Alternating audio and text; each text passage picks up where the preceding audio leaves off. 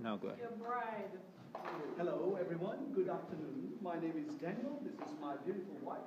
We want to lay out an invitation for you this afternoon for our program about dress. We're going to see the history of dress all throughout time. Some of the parts that we use today, where did they come from? And then we're going to see all this in the perspective of the spiritual struggle between good and evil. I hope you don't miss it, because there's a lot of information that will be helpful for your life and spiritual growth. You're all invited, right, Sarah? We look forward to see you. God bless. Will. I'm assuring you will. So I wanted to be in a spiritual and Christian manner as we lead this presentation, because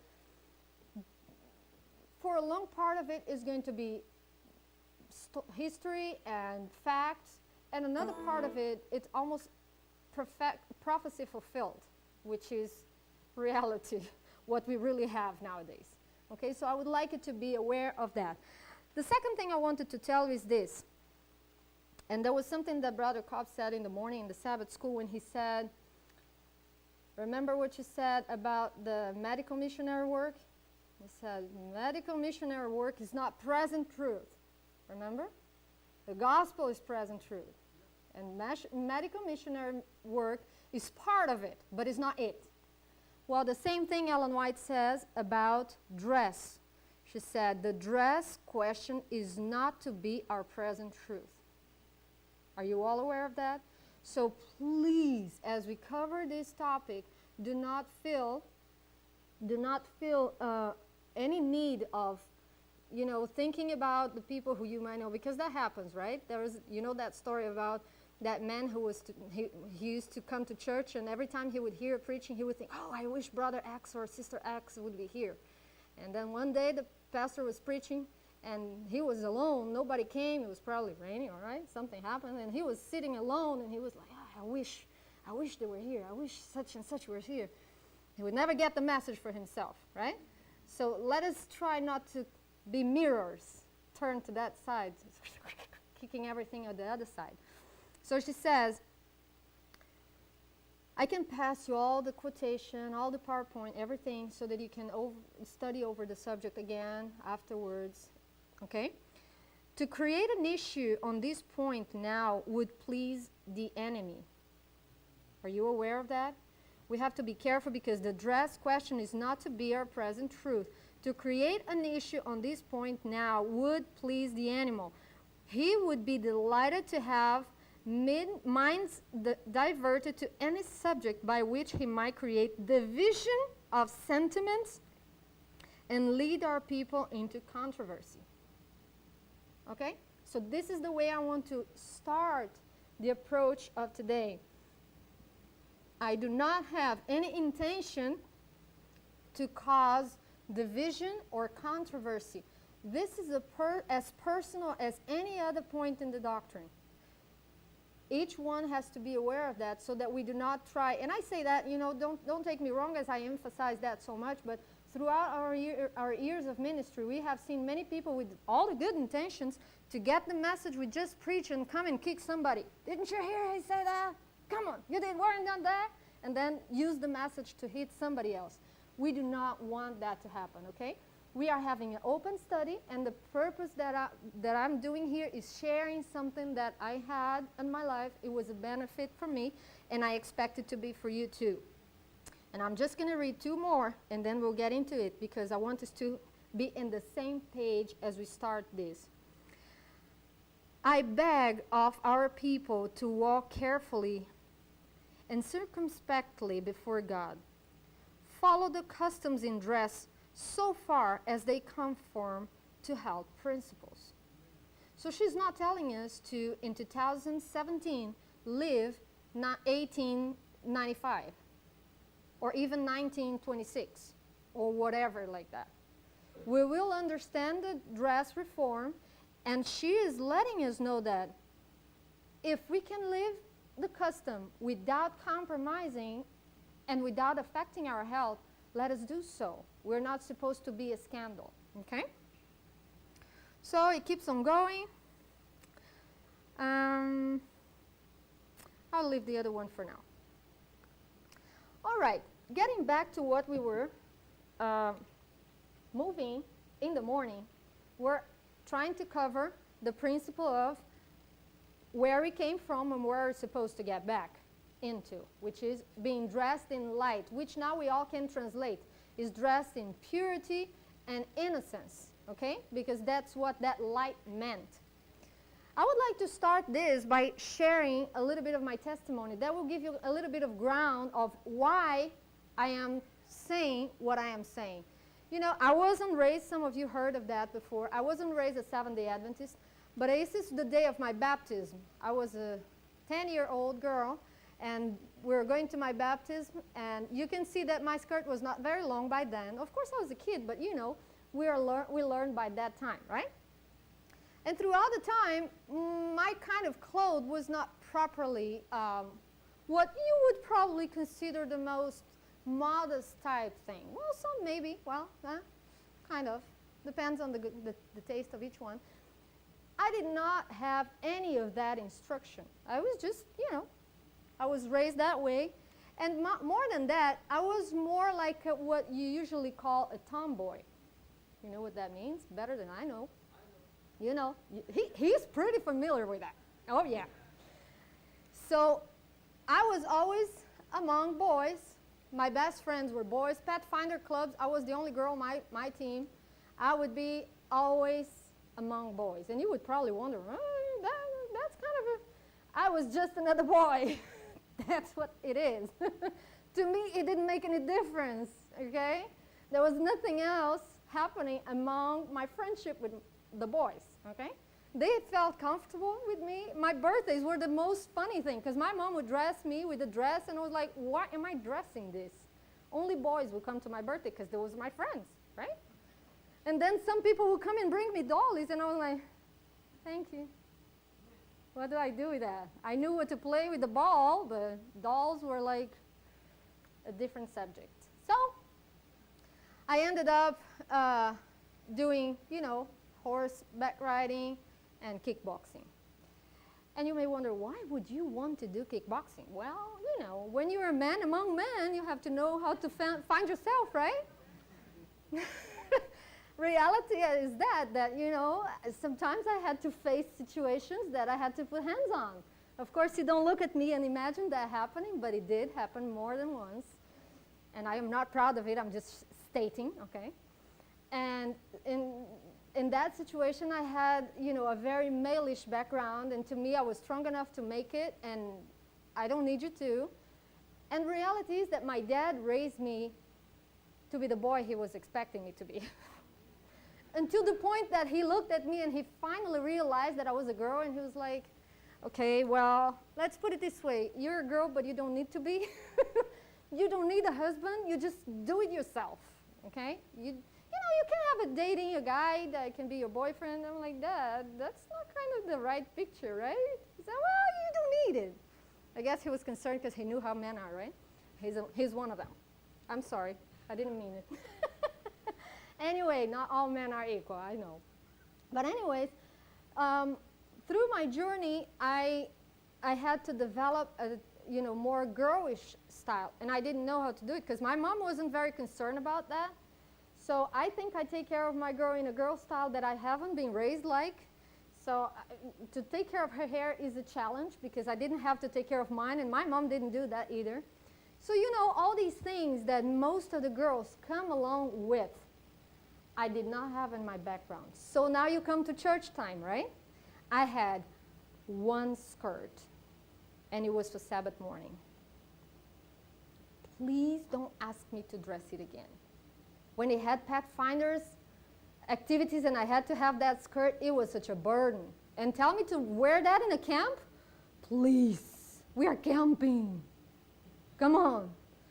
So it was a burden. Having a skirt, it was a problem. I didn't even have more than one, as I said. It was plenty, right? It's a black skirt you can wear with anything. You don't need another one. But anyway, eventually, you know, I got to the age that I would see my friends, my girl friends in school that, you know, you get to 16, 17, men start being a little bit more interested in other things than friendship, and I had to recognize that. and stay a little bit more away from them for my own good. And so I start seeing all the girls, and everybody dresses like that, and I'm kind of awkward. I'm like, yeah, maybe I should try to do something. I didn't know how to do it, right? So I may have done it all wrong because I didn't know. And so my skirts were probably too short, and everything was probably weird, and I didn't feel comfortable anyways because I wasn't used to it.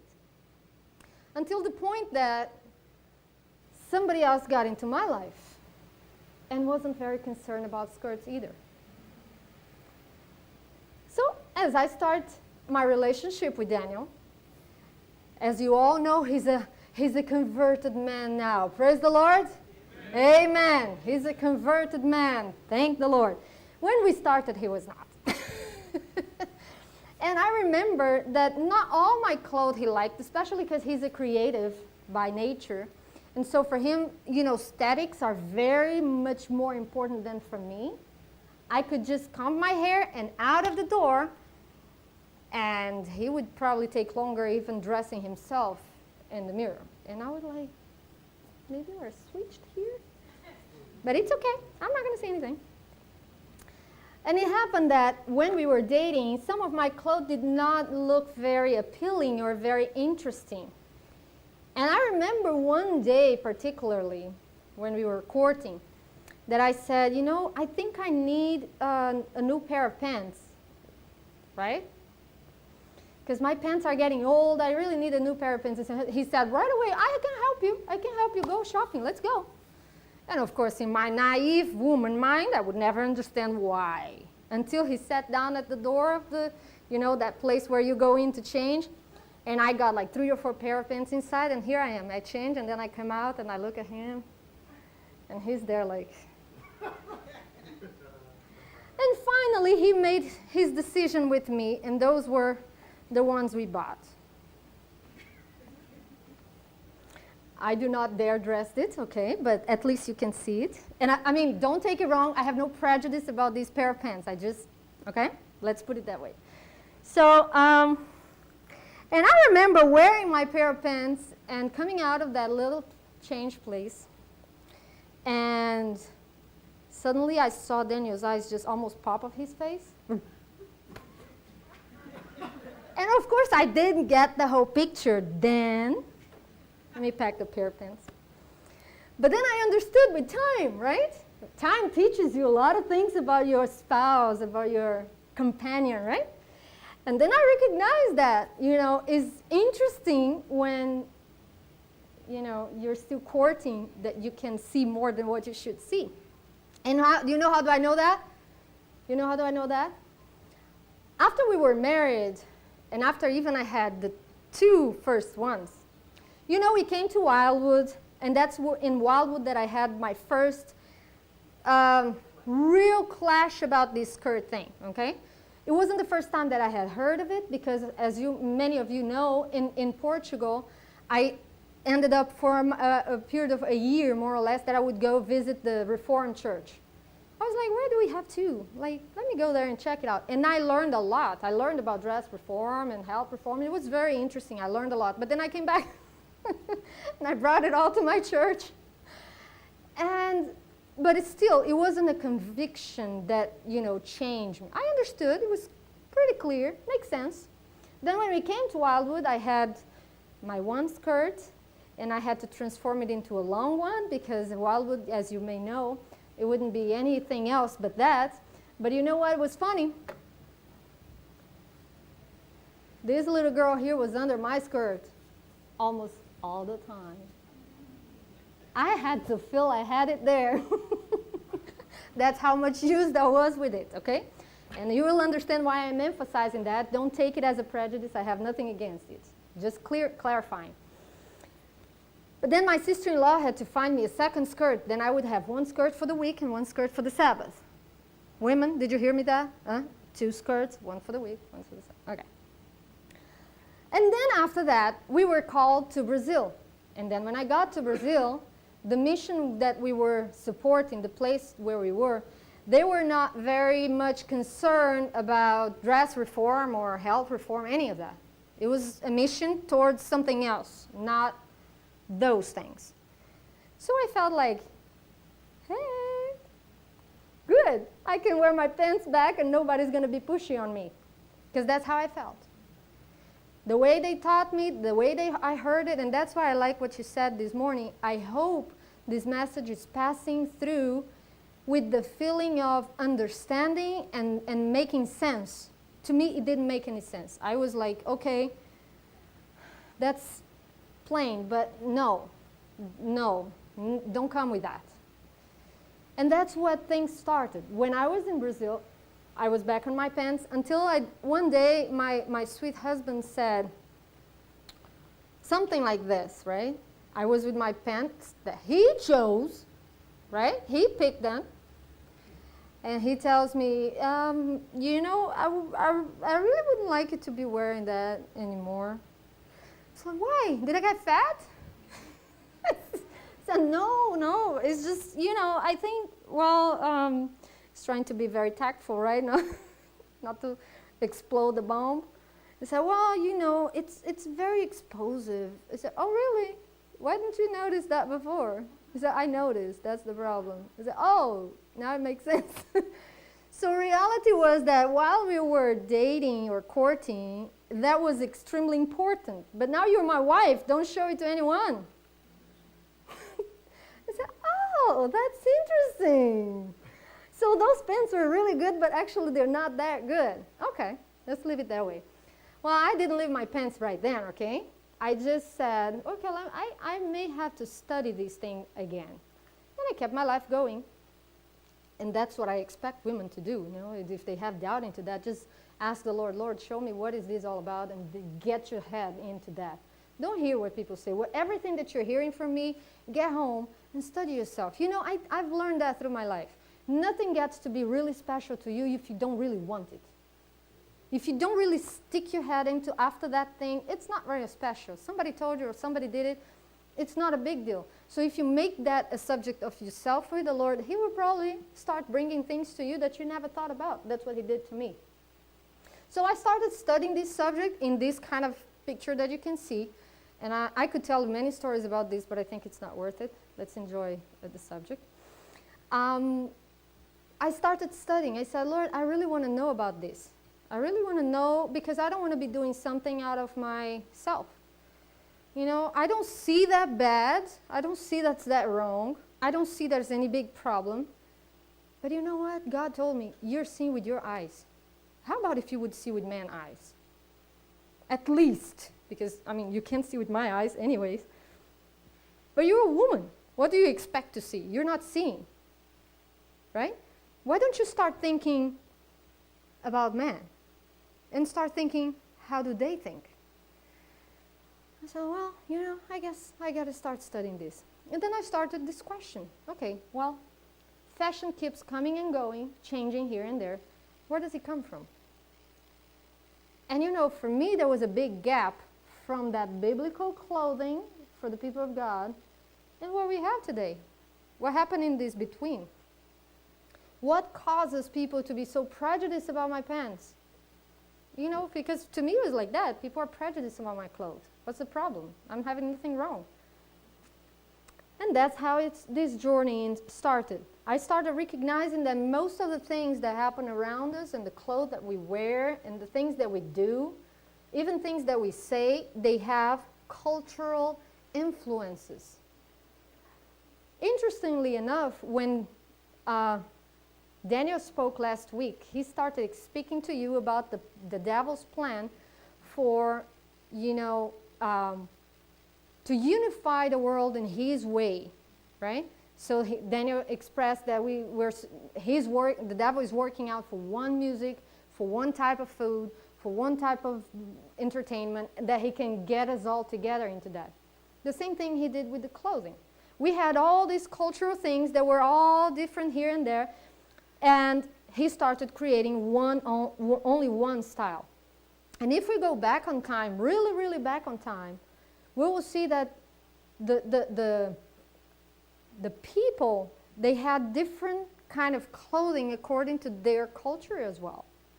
And if you look around these women here, in fact, it's good that I bring this image because that explains a little bit of what Daniel said last week. If you would see a bunch of women dancing like this, you wouldn't feel very much of a problem like a child dance. But if you would have a bunch of women like this, you would feel like the problem is right there. And that was a difference among the music styles that he was saying as well. When it comes to dance, we think about this. But in the Bible, when it's saying dance, it's talking about those. I mean, the people of Israel dance. Of course, we have other dance too. I'm not stigmatizing. But you see, throughout the time, the influences of those people started bringing things towards what we have nowadays. Okay? But now, we have a council. The last thing we saw in the morning was we had two women in the Revelation. And those two women are giving the pattern of those two big people, those two big cultures. Right? And if we look at these trends of fashion styles, we would have to start trying to look at them and see which side do they fit. Which side would they be compared and more alike. Okay? That is the real goal. Now, doing that and understanding what we understood in the morning, because we understood that, of course, the devil is attacking both genders. He's attacking women, he's attacking men, but definitely, if he reaches out for women, he will attack men. Because if he hits the wife, he hurts the husband. If he messes up with the church, he's hurting Jesus. So that is why the biggest emphasis is over the women. It's not because we are better or worse, but that's reality. And that's why in Deuteronomy 22:5, the counsel was to women, because we are supposed to bring glory and beauty according to God, right? And it says, the woman shall not wear that which pertained unto a man, neither shall a man put on a woman's garment. For all that do so are abomination unto the Lord thy God. Okay, now hold on. Back in those days, woman and man, they would be with dresses. Right? So if we try to look back now with our mindset, without understanding the perspective and the cultures and everything, we will be right away saying this text doesn't even make sense, because both of them would wear dresses. We will understand the difference in a minute, but before that, I would like you to start reflecting that when God said this, he was showing that to us. Brother Cobbs can answer this question. Brother Cobbs, why are we told to come to the countryside? Why are we told to come to nature? We can contemplate creation, our Creator, and through, exactly, as we contemplate nature, we understand the Word, because he wants to get both. Ellen White says that those are the two main books to use for the kids' education, nature and the Bible, right? So one reflects on the other and the other in the one. So when God says, the woman shall not wear that which is for men, and men shall not wear which is for women, God was teaching us an object lesson in nature. He did not make both equal. Most of the things that you see outside, male and female dress differently. It's the same thing. Both have feathers, but one has different than the other. And when you look outside, you can tell which one is the male. Was that? Was that? Yes, yes, of course. I could not miss that point. Men are prettier. Women, pay attention. They have to attract her, right? Because in nature, women, the females in nature, they are looking around and saying, no, that one is not that pretty. They're not that shiny. And even the how do you call this one? That one. As shiny as he can be, and shakes up and tries to call her attention. Hey, I'm here, right? The lion, the deers, God made them different. They are wearing different, and they're showing us that they are different. Oh, Sarah, but those are just some cases. Not all the cases are like that. Well, yeah, not all the trees are the same. Not all the fruits are the same. Not all the flowers are the same. God gave us some lessons, okay?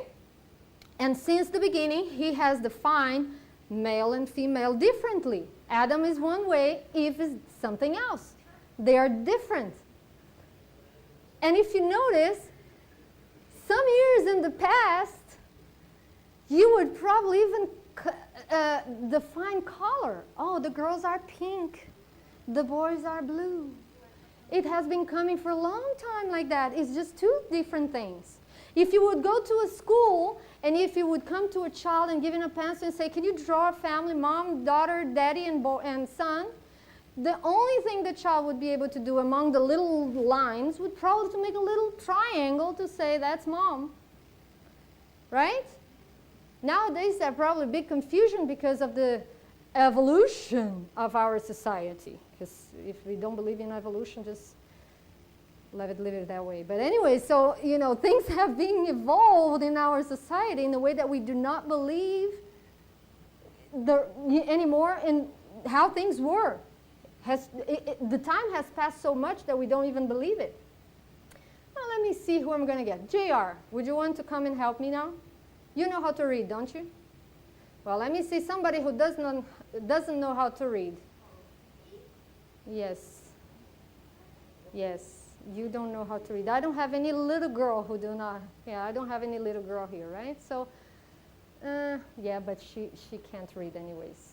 Okay, well, JR and Evan will come forward, and they will just try to help me see what I'm going to show and see if they can understand.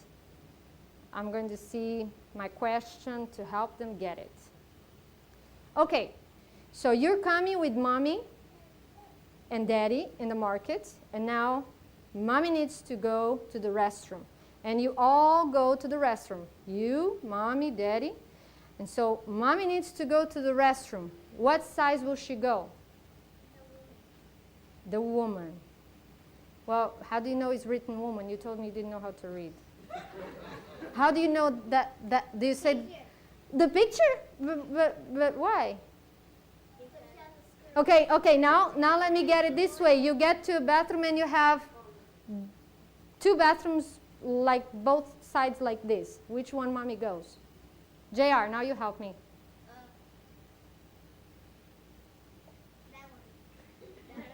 That one? Why? It's men. He says it's man on it, but it says woman. Why is it man on it? Because the woman is wearing pants? Well, okay, well, I appreciate you. I appreciate. Thank you so much. You may go back to sit with mommy and daddy. Well, you know, it's confusing. And I have a story to tell you. It's embarrassing, but you know, nobody knows that in the public. Now everybody will know, right? We were coming from a long trip, one of those mission trips that we travel like hours and hours. And we got to Lisbon in Portugal. And I mean, I know that airport pretty good.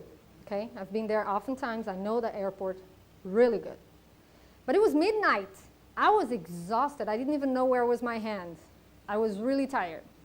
And I needed to use the restroom. And I just went to the side of the restrooms and I got in. And as I got in, I sensed something weird. I'm like, well, I really need to get this done and I need to go back. I'm really tired. And then when I'm coming out, I see, you know, how do you call the urinals? I'm like, are we that evolved that we have that in the woman's bathroom already? Now, it seems like men could come in while I'm using the restroom. Well, let me get out of here real quick. And when I come out, I was in the man's bathroom. So I didn't see the sign. I didn't even look at the sign. Because if I would have looked at the sign, I would probably have seen, oops, going back. If I would have looked at the sign, I would have seen the woman's sign, like the boy said, right? Not the woman in pants, but the woman in skirt. I would have noticed. I didn't even notice. And maybe sometimes nowadays we don't want to notice. We just don't want to. Society has been changing, and that has been, and again, I guess I'll have to say that trillions of times during this presentation because I do not want to let any room for any prejudice out of what I'm saying. I'm not criticizing anyone who wears pants. Please do never think over that. But reality is that we have come to such a confusion in our society, such a mismatching, that many times we are not aware of what was the beginning and where we started. Homeschool has one of these advantages. As you teach, you learn. This is one of the social books of my kids from 3rd grade. And they have a page where they explain the people of Israel's habits, lifestyle, clothing, food, and all that stuff back in the time, right? And it says, the tunic coat of the women was longer than the one worn by the man. The women wore long flowing veils on their heads instead of turbans. Their clothing was more brightly colored than men's clothing. Aha! There you go. Both will wear those dresses, but they were different. If you would see those two people dressed on the far distance, you could say who was the wife and who was the husband. More. I didn't find the reference for that, but I have already read that before and studied that before. The dress was also different in length. The wife or the woman was longer and the man was shorter. So again, if we go back to the principle, the clothes is different among men and women, even though they're both wearing the same supposedly clothes. Well, jumping a lot on the world history, we kept on going through fashion over fashion over fashion, things that change, people who change, and mixture of people and all this stuff, and I'm not going to go into that unless you want to stay here for the whole week. But now, moving forward for the times of France, where things started really being popped out, where kings were starting to be really luxurious and trying to show up, you still can see man and woman difference. Well, if you look at the faces, we have a hard time on their drawings. So don't look at the faces because that gives us a hard time. But the woman was long dress and she had some differences on her dress than man. Many things were similar, do you see? Many things were similar, but interestingly, men had a shorter dress than women. Okay? This has been like this for centuries and centuries. And I could keep going through the different wear styles in the 1600s and 1700s, and I'm just going to click some pictures for you to just look at them and see the difference. I'm not going to be reading any of that. But do you notice that in both sides in the same time frame, they dress differently? So still, the concept is being applied. Satan is patient. He doesn't have to have the change right away. And his goal is a long-term one. So he was working on that until we got to the 1600s, almost end of 1600s, when fashions, started really having a U-turn, and some of the things that we wear today and they're considered pretty good and normal and in society, they were starting to be established right then. And I can tell you that all that started with the king of France, Louis XIV. In the 17th century, he influenced the fashion into other countries of Europe. And he was also called the Sun King, and he can be considered among all this fashion thing the inventor of luxury, okay? That is, he left many things for us, and I'm going to show you some of the things that you may not know that started with him in the 1600s.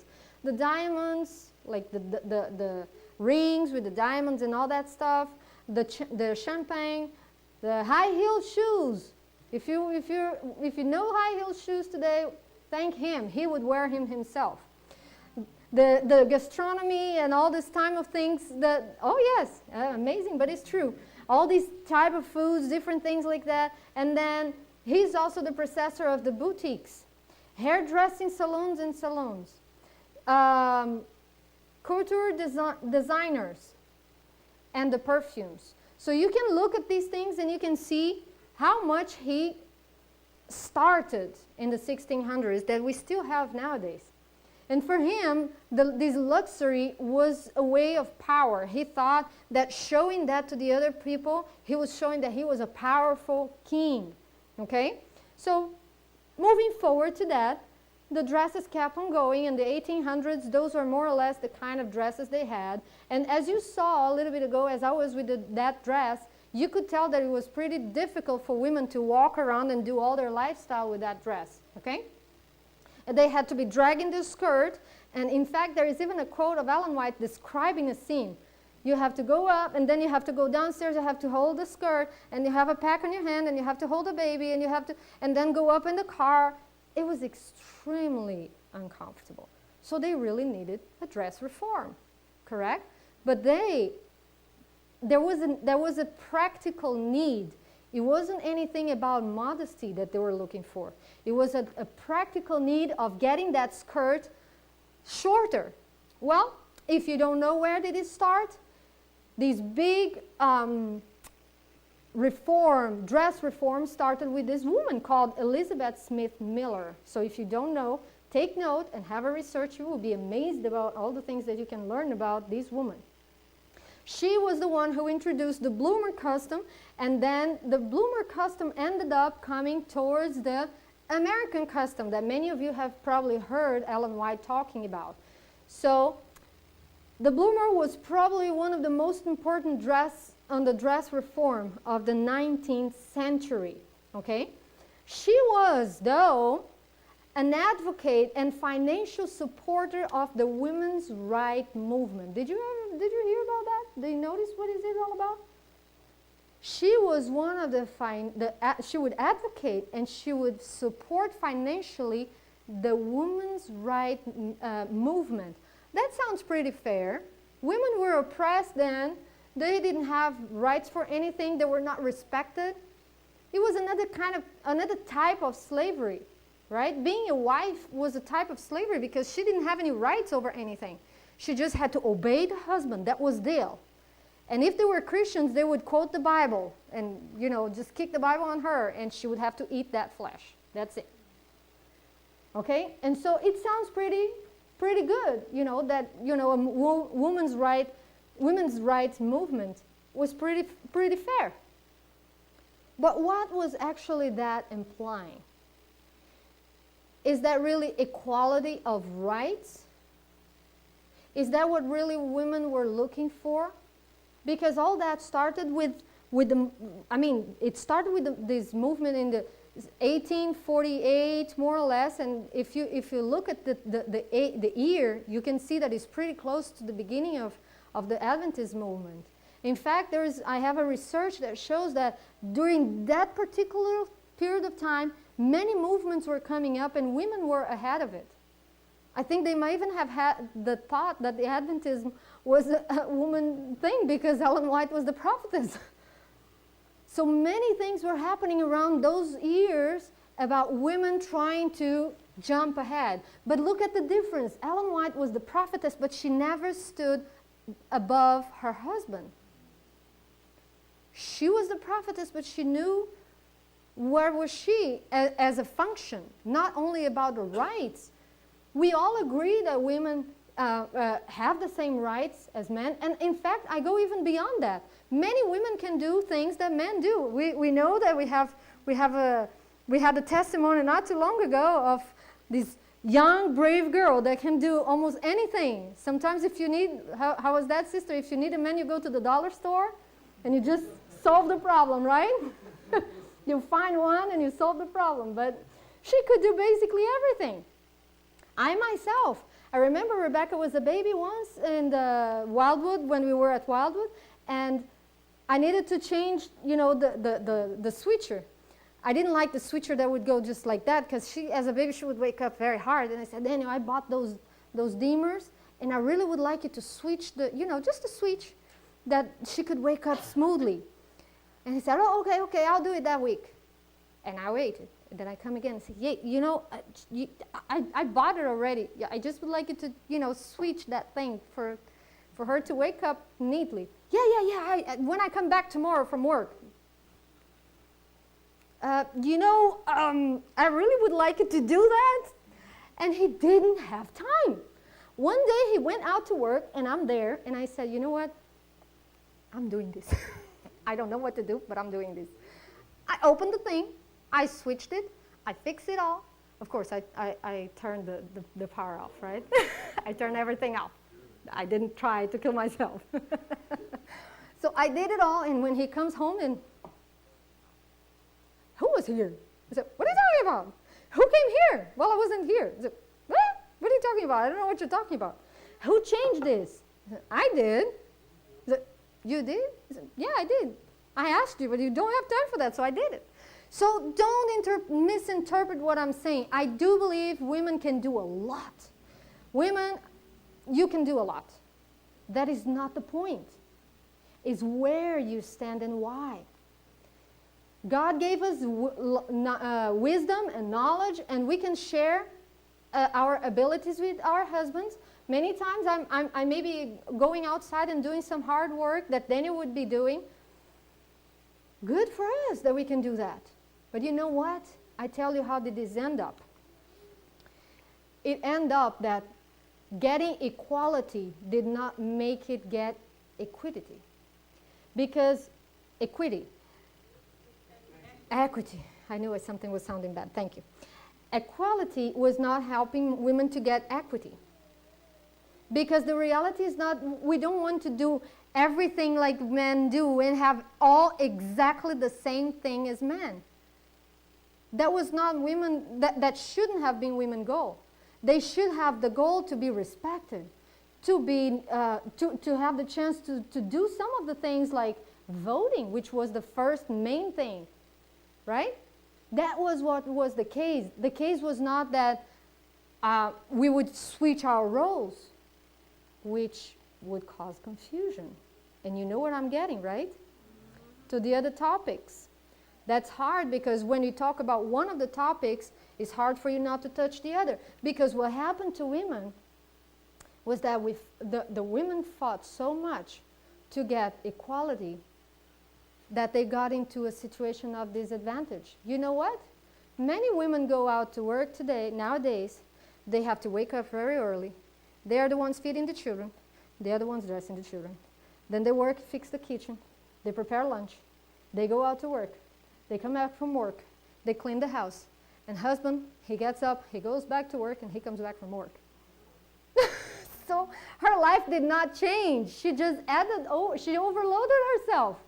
She had a lot of things to do, which she did not share with him, but she got what he does.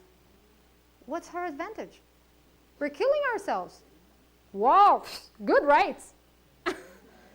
It's really right to do that. So when I say those things, I'm not saying anything against the women having the same rights of men. Amen for that. But it was not a fair distribution. And that's where the devil entered.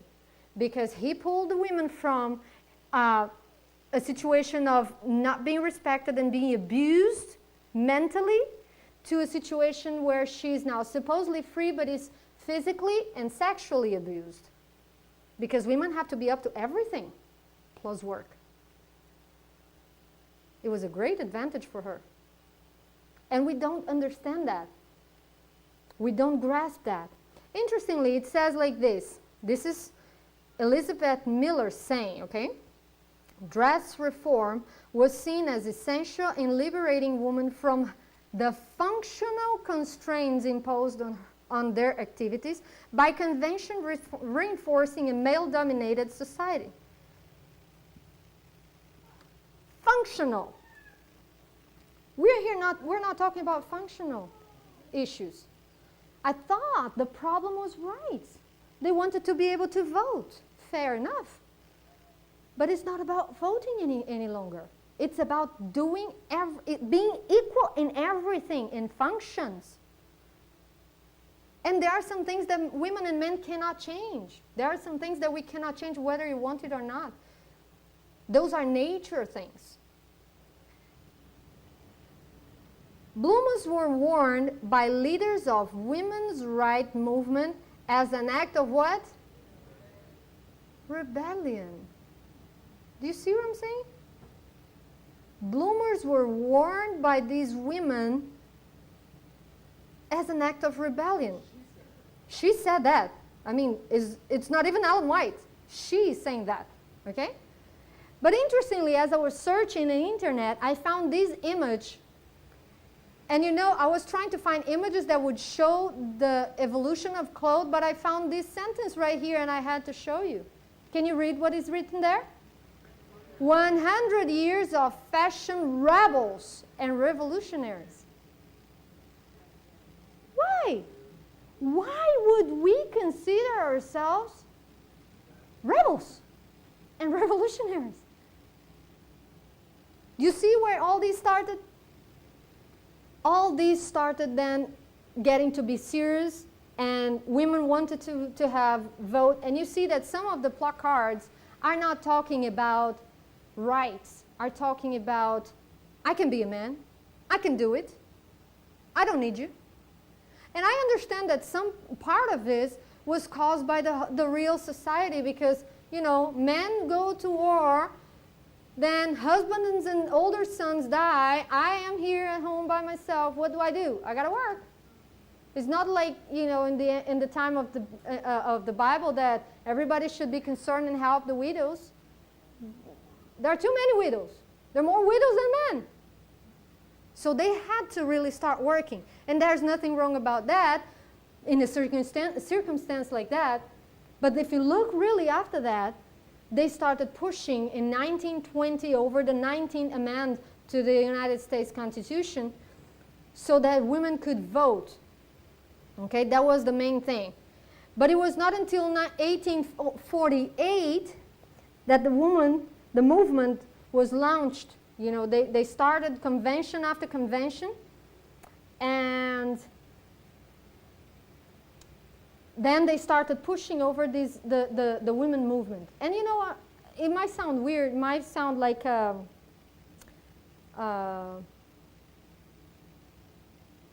word is always escaping from my mind. Machismo. Escape from you? Chauvinism. It almost sounds like chauvinism from my part, but it's got nothing to do with it. It's just that I can work in many things. I can do, like you, sister, you know, I can do anything and everything. But on the other hand, I started learning that I should not despise that I have a husband, and he needs to do that, and I need to focus on some of the things that he would not do, because functionally speaking, we were made up different. You know, it's not that God decided, okay, women are only going to do this and men are only going to do that. There are some things that we cannot change. And especially if you look at that spiritually, women are the ones who bring children to life, right? That represents the church. The church will bring the new converts to Christ, the Father. You see what causes all this confusion? It just bombs up the gospel. It's nothing wrong about a father who takes care of his children, but he cannot breastfeed. He wasn't made for that. So we have to understand the differences, the natural differences. Well, anyways, moving forward, these bloomers started coming over, which was the first type of pants they had. And one of the main things that they caused to bring those pants forward, so she was, if you search in the internet, this Elizabeth Miller, she is the first person who brought pants towards women. Until then, women would not wear any type of pants. So she brought those pants in the subject, and one of the main things over that was it was practical. Women needed to ride the bike, so it was easier to ride the bike with the pair of pants that they had. So practicality for the functions to be developed was one of the main reasons over the pants being introduced in the reform. So the first goal was good. That was, you know, bringing the skirts up because they were too heavy, too long. So bringing all that stuff up and making that more practical was a good start. But the problem over that was that they started pulling up an older style of male dress, and that's where we're going to start now. But look, there's something interesting. You see this image? when I got this image, the text that came with it was that many women then got so much in love with the clothes, with the new fashion, the new style that came for the bike. Is almost like a uniform, okay? Women who would have bikes, they would need that clothes. But many women liked the style so much that they did not have bike, but they wanted the clothes. So it was very interesting then when these things started happening, because it wasn't happening for the motive they said it would be. On the other hand, as you can see, the similarities just jumped 200 years. The clothes for the women now, and this time, was recalled of the clothes 200 years before that. So everything was being readapted, okay, in this fashion time. So moving forward to that, the dress reform, just summarizing that piece of information, the dress reform was basically to bring the bloomers, and there's a lot that I could tell you about these bloomers. Like Amalia Bloomer was the first one to wear it, Amalia. And she even didn't want the thing, her name was Bloomer. And that's why the pants got her name, because she was the first one to come out, and she published that in the newspaper. So everybody was, oh. So that's why the pants got her name. And then that bloomers, they came to develop to the American custom that you may have heard about. Now, what was behind those pants then? Elizabeth Cady Stanton, she was another,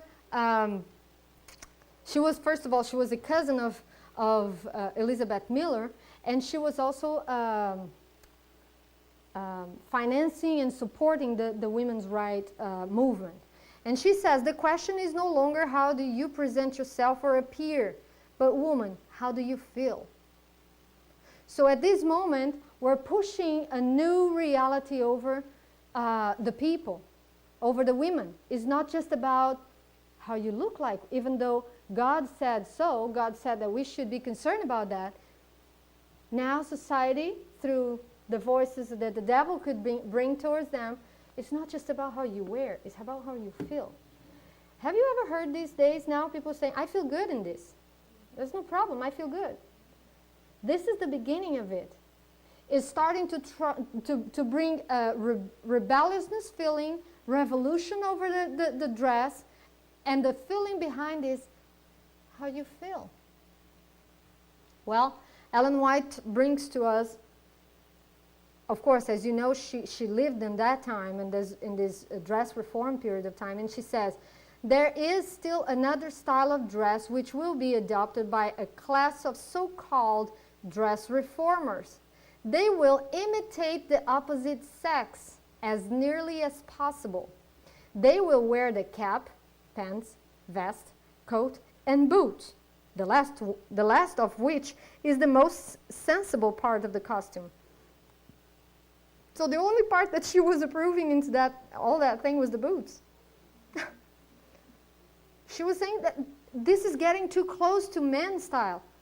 And you will understand the main problem about that, because it's not a matter of prejudice over one piece of clothes.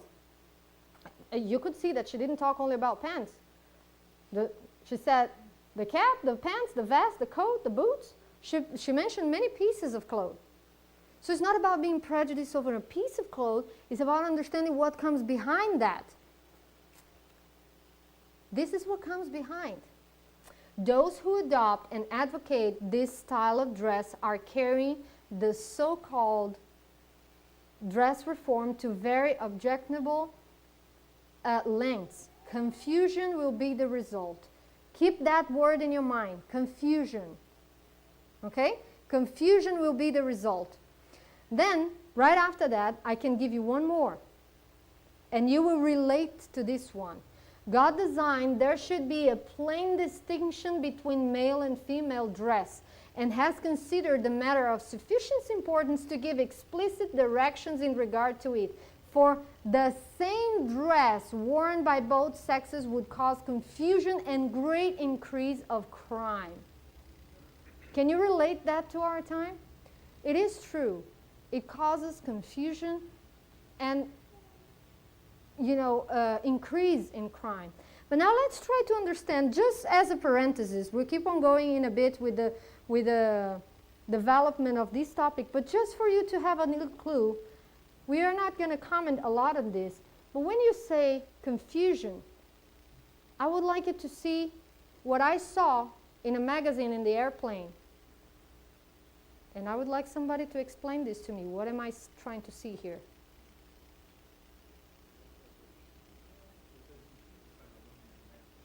We can't, it's hard to define.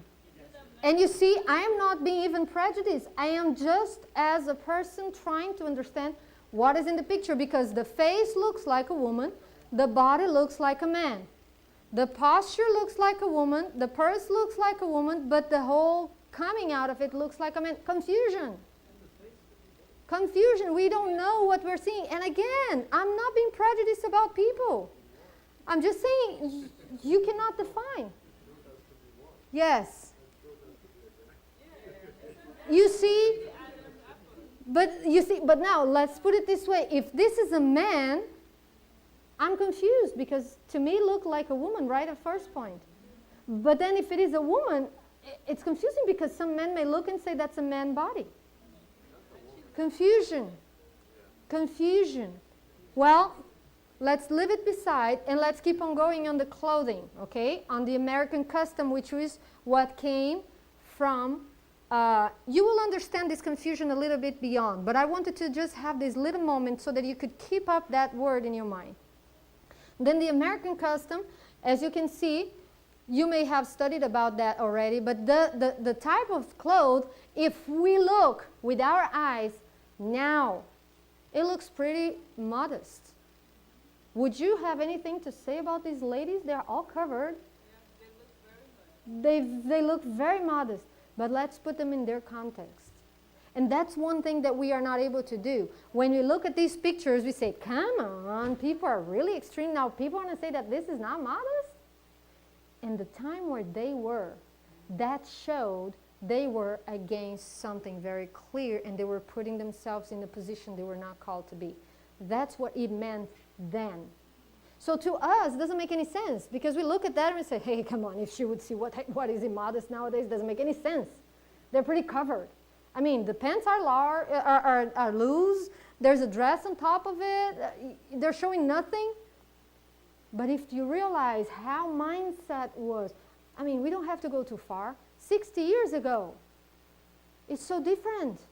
You know, sometimes when I was doing some topics of school with the kids, I would like to bring them some videos, educational videos from the 1950s.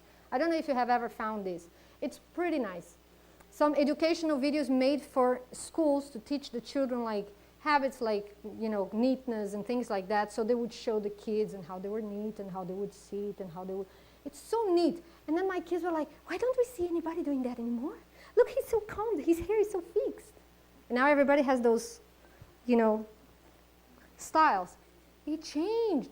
You don't even have to go too far. 60 years ago, it was totally different. Now imagine 100 years ago. This was very serious for them. It was a big impact. If you see, if we look just a little bit like the dress I had a little bit ago, and any of us here, or let's put it, me with the dress and me with my dress now, right? One beside the other. It's a big jump. Okay? So imagine that kind of mindset with this. This is, in their mind, a woman taking place of man. That's what it was. And they kind of revealed themselves in that because that's what they wanted to show. They wanted to have the same rights, which again, I don't see any problem about the rights. The problem is when they put the rights as a label, but what they're really after is the function change. Okay? What is the problem about that?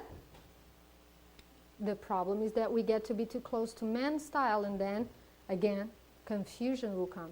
There's an increasing tendency to have women in their dress and appearance as near like the other sex as possible, and to fashion their dress very much like to men. But God pronounces it abomination. Then he says, those who feel called out to join the movement in favor to women's right and the so-called dress reform might as well sever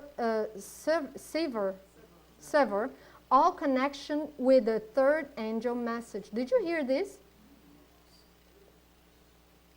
Listen to this. To me, this was one of the most serious texts that I got.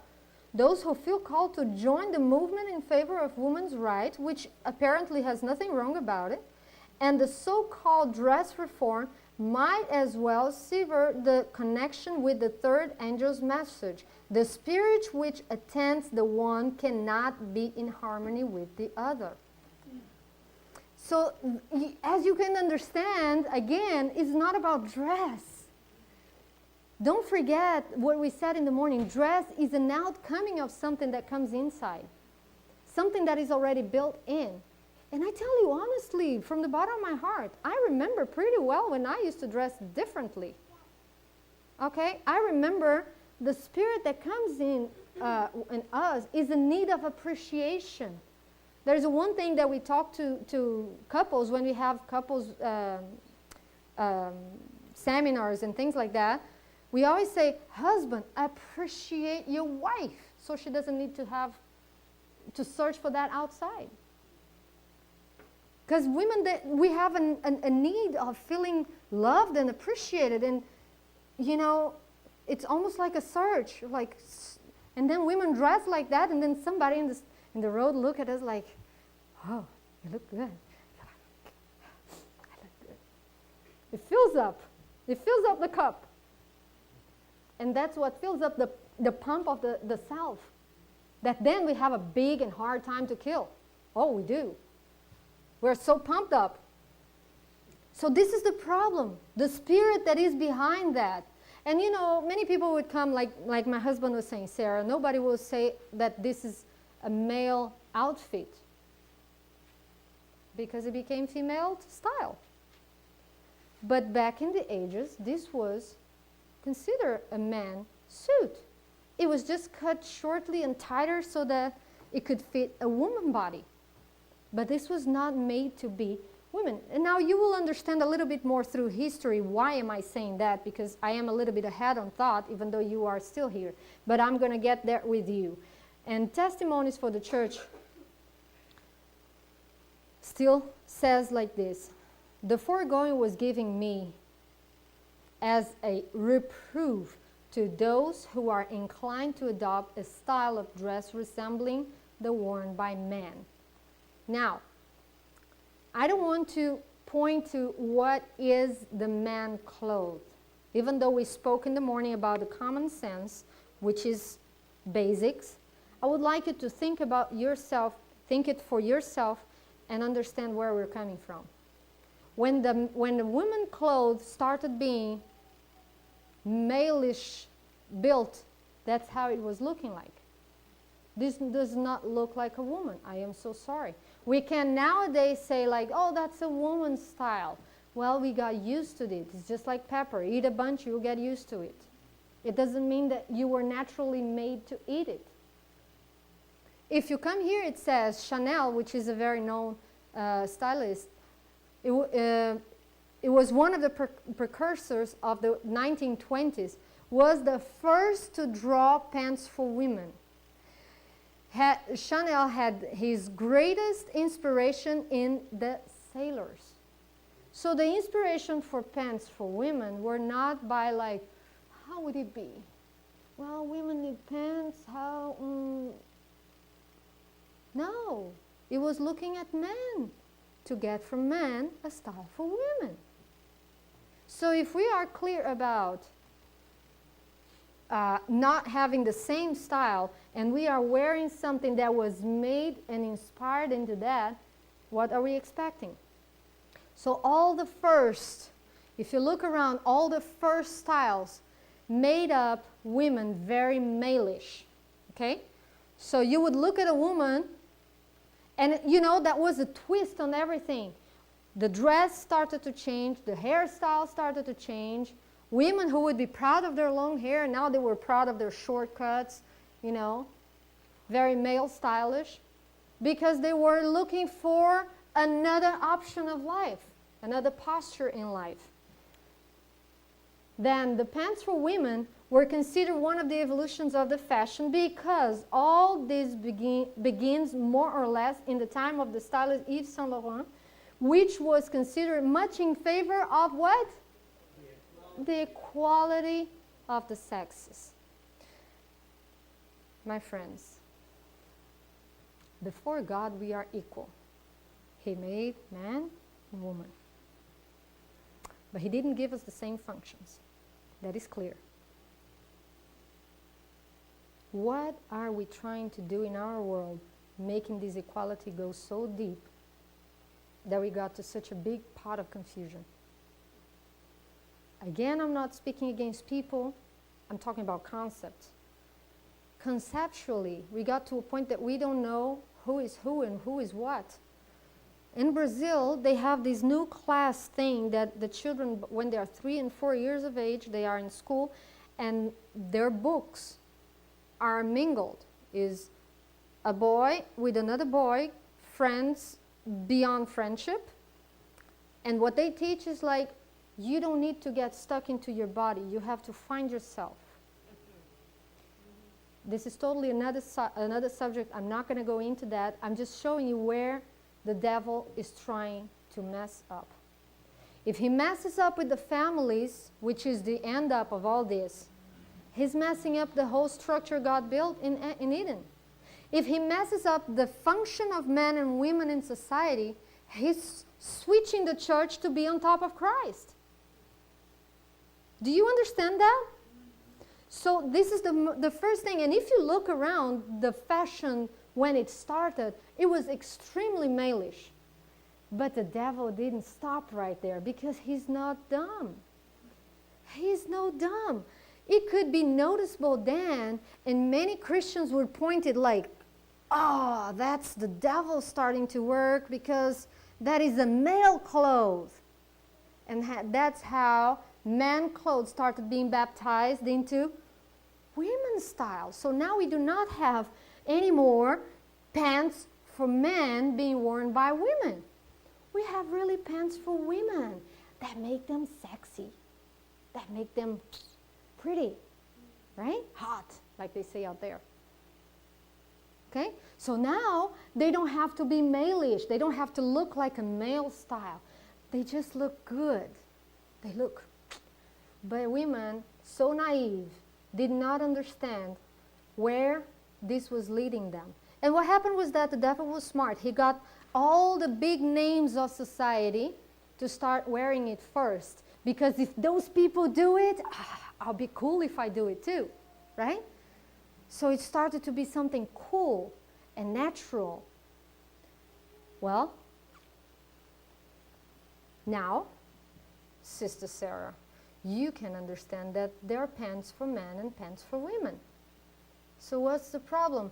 The same way that the Jewish had the dress longer and the women had longer, and his was shorter and she was brighter and he was... Now we have pants for women and pants for men. What's the problem? You want to know the problem? Was that the dress of the Jews was not revealing the forms. And the clothes that was developed for women now, after this last change, was to reveal the forms. And now you know why, especially women. Because when you reveal your forms, you call attention outside. But now, will that increase your respect out there? Not really. And I can say that and testify for myself, and I will do that in a minute. Male and female, all in the same style. I have to tell you honestly, when I saw this picture, I recognized the first girl. I had a hard time finding the second girl, and I'm still in doubt about the third girl.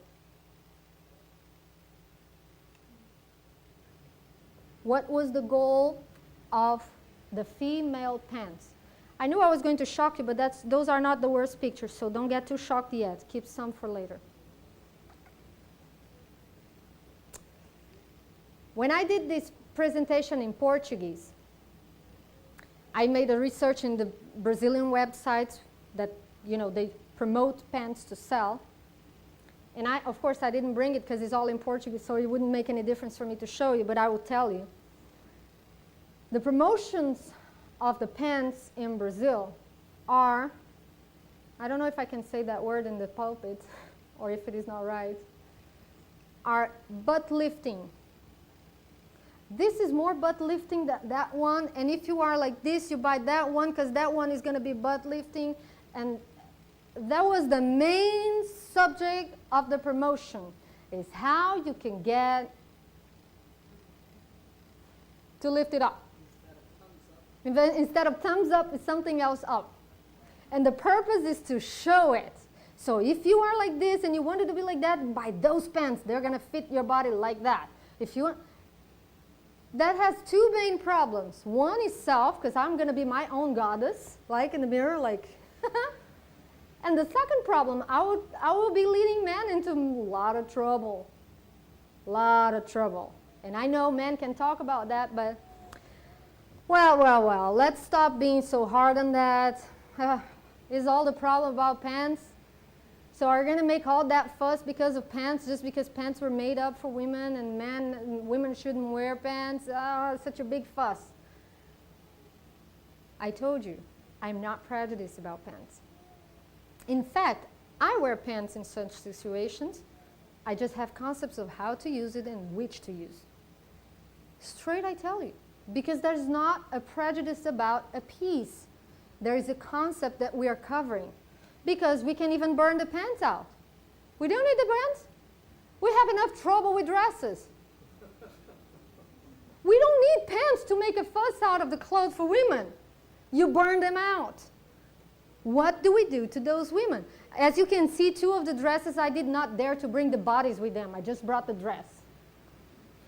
It would cause too much confusion to the place unnecessarily. Appreciate that.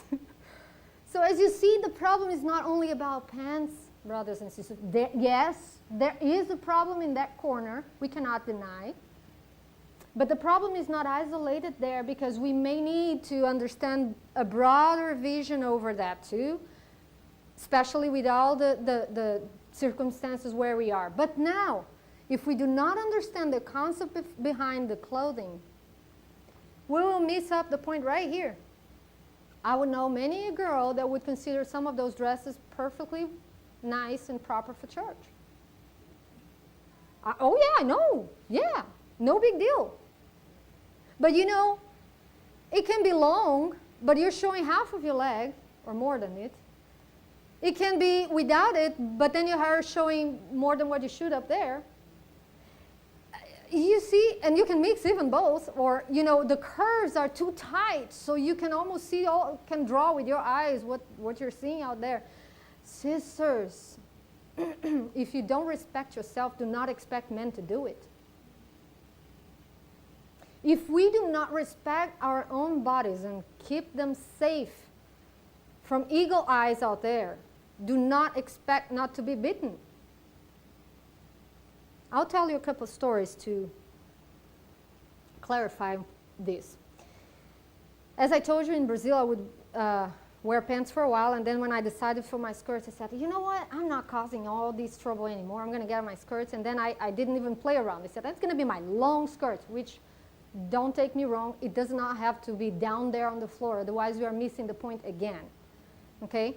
We have to be able to walk. There are some principles on your skirt that you have to make sure you cover. For instance, if you're going to sit, you're going to make sure that this is going to cover the entrances, and it's not because of wind. You need to keep it safe. There are many people who try to cover that with a hymnal because of winds. The pulpit sometimes is very windy, so we try to cover with Bibles and hymnals. So there are some concepts behind the clothing, but we should not narrow them in such a way that we become out of the concept that we had in the morning. The beauty, the principles. So I was walking around in my long skirt, and I had some people saying, well, why don't you just cut it a little bit. I like it. I like it that way. So I had my long, long skirt. And every day I would walk around with the children. I would have a walk in the neighborhood. And I would like to interact with the stores, right? I would get into a store and talk to this person and talk to that person. But there was one store that I would never get in because I would never have anything to do there, which was the bakery. I would bake my bread, I would bake my stuff, so I would never get into the bakery.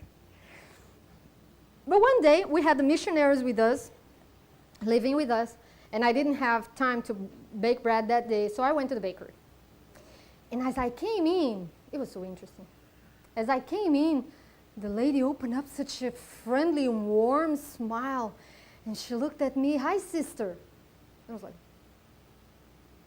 and I'm wondering, it's not written anything. And she's looking at me, and what would you need, sister? And then I started speaking, and then I said, like, can I ask you, how did you recognize something, whatever it is, for you to call me sister? I said, oh, I noticed the Spirit. And here I was like in my mind, Spirit? She was really referring to my dress because she then said, oh, I see you, the way you dress is not a common dress. Again, I'm saying I'm no model, okay? I'm not putting myself as a model for anyone, but somehow she got to the point that she noticed something and she said, sister, because she recognized that it was different than what she was used to. And she said, I see you walking with the children every day. It's noticeable. The Spirit is noticeable. I praise the Lord. And then I recognized, that's what I was missing. Because I remember one thing that happened when I was right on the verge of changing. You know these construction areas where the guys are working, sometimes they like to, you know, right? Right? You know, those guys who have a lot to do. And I was coming with my pants, crossing out, and all those noises, and I'm like, we never like in one way, right? And I'm like, I had the kids waiting at home, Daddy went home, and I come home, and I'm like, then on the other day, I passed with my skirt. The same man who whistled and spoke the way they spoke put their heads down and step aside so that I could pass. I just had a skirt. I really doubt they had recognized me. I don't think they did. They don't look at our faces, by the way, right? They don't look at our face. They look at the rest. Whatever is visible, that's what they look for. Man, don't take me wrong. You know what I'm saying is true. So, you know, honestly, I know they did not recognize me, but they respected me by the way I was dressed.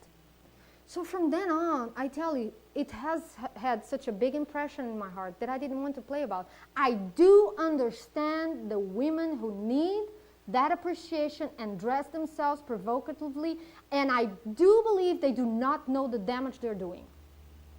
Some, not all. But some do not do. They do not know. Because they don't have a male mindset, so they don't understand what they're doing.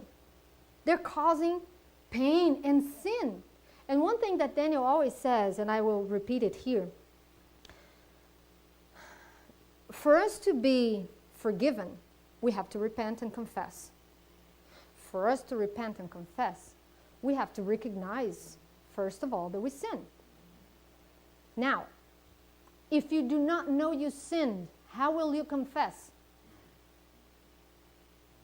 The women who are walking around on the road, provoking men and causing them to sin for lust, they are partners in that sin. How will they confess that if they do not recognize it?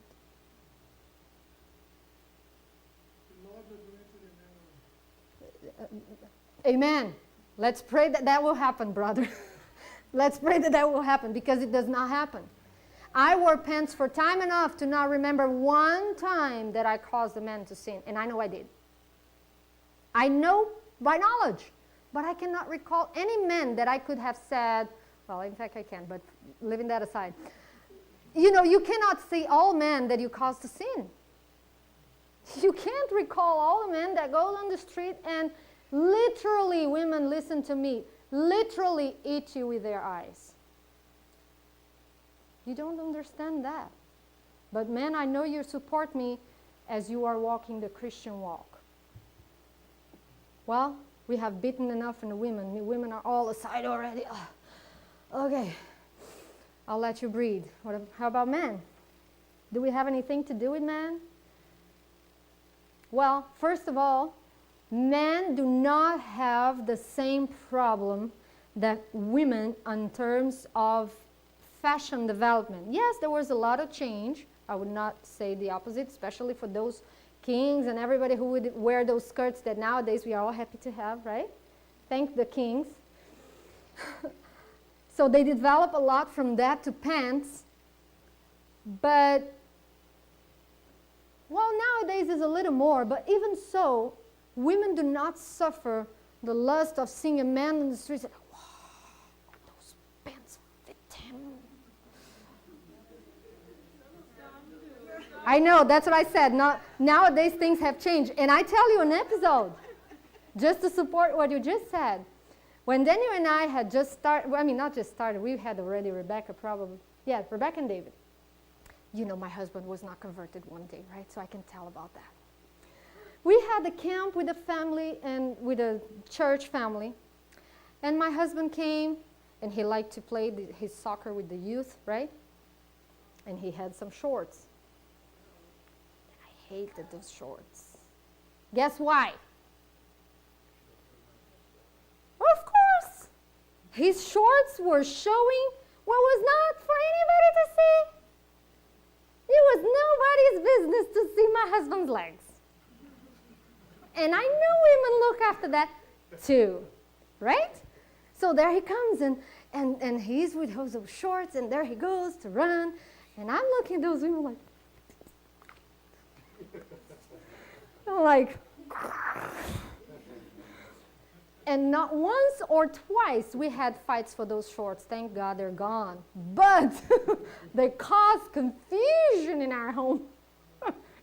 Because definitely nowadays we cannot deny women are more approached to men, but still is not the same. Women do not devour a man in the street just because they have a prettier breast or a bigger arm. They feel tempted, but they do not devour a man. Okay, you're giving me pretty much. Been married for too long. No, I know some do. I'm supporting that thought, but it's not. Yes, and nowadays, and the problem is this, and I'm going to get there a little bit further in the talk. The problem is that many things has changed in the society, and that has caused that change in women, and I'll cover that in a bit. But regularly, and in the mainstream, that's not the way. And you know why? I tell you why. Because God did not make us the same. Men are eyes, and women are ears. That's why things work mathematically. We dress in a way that we provoke him to say what we want to hear. And then we do it more so that he can say more. We are ears, and men are eyes. That is how the roundabout goes along. Okay? Men are not going to be all, oh, she said I'm pretty. Okay, we're getting into another route. That's another subject, sister. You see, men are not going to get too excited because, oh, she said my legs are pretty. Okay? That's where I'm standing. We are ears, okay? We do happen to be, stimulated in a different way, and they are eyes. And that's why women are supposed to be concerned about that. Besides, I have told you that women represent the church and men represent Christ. The devil will not try to affect. Let me say this. This is going to help you a little bit. If somebody messes up with my kids, got in trouble with me. Okay? That's as simple as that. But I know that if somebody messes up with me, got in trouble with my husband. You see what I'm saying? So the devil doesn't have to go to my husband. He just needs to attack me. He got two at the same time. So when he is coming to affect men, to touch men, he just needs to move with women.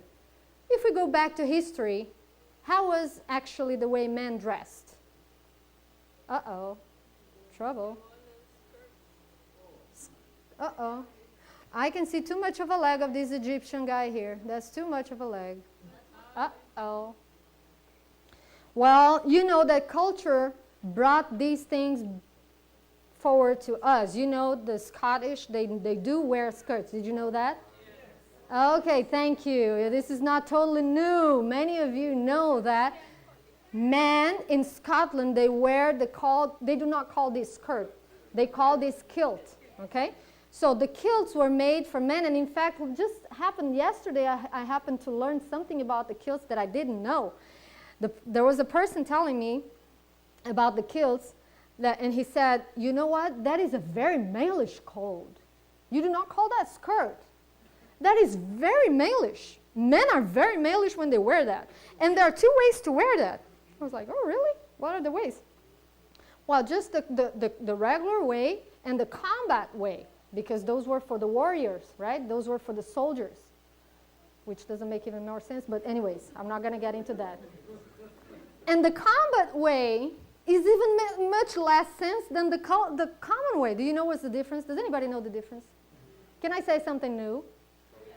Kilt for the soldiers in combat was without underwear.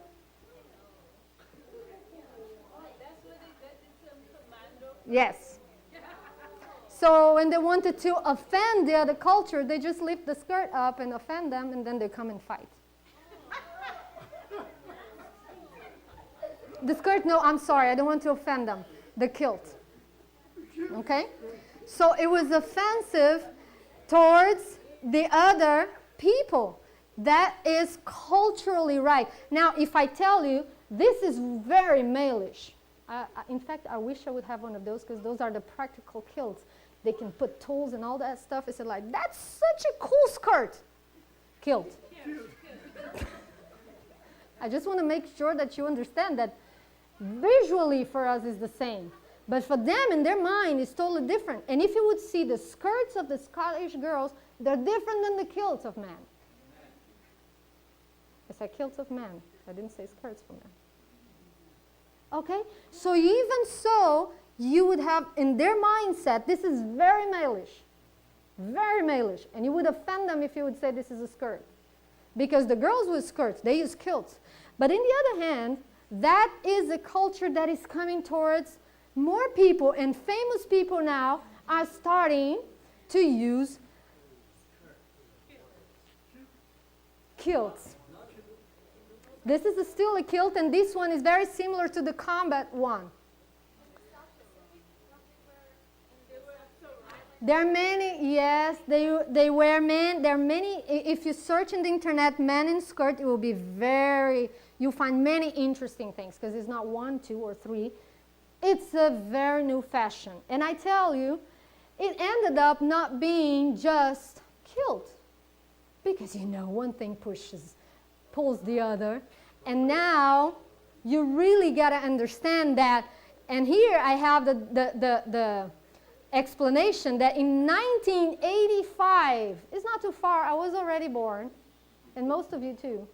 1985, Jean-Paul Gaultier caused a shock in the fashions world by introducing the men's skirt on the left, right here. Today, the skirt is still seen in various runway shows all over the globe. This is 2010. I'm sorry. This is no kilt. This got no excuse, and this is not Scotland, by the way. Now, please clarify my mind if I'm wrong. So, women needed the pants to be practical. Why do men need skirts? If the skirts are not practical for women, why are they practical for men? No, I can make it worse. You want to make it worse? Confusion, brothers and sisters. I need pants to ride a bike, but now I can ride a bike with skirts, and I am a man. Confusion. We're confused. Okay, I'm not going to stop right there, because you're going to understand where these changes are getting us. It may sound like extreme. Brothers and sisters, I am not here to convince you I am not a Holy Spirit. I am not here even to make your mind up with this information. I am dropping things in your bucket. You please take it and go home and study your own. Because you're not going to buy a product made by me. You really need to study this and make your own research and understand this. Okay? Because you got to be like the Bereans. You cannot take my word for granted. This is my own experience with God. I'm sharing, expecting it to be a beneficial seminar for you. But you got to do your own research and understand this. The devil is working out to switch everything around. And you want to be shocked? This is not the future. This is reality.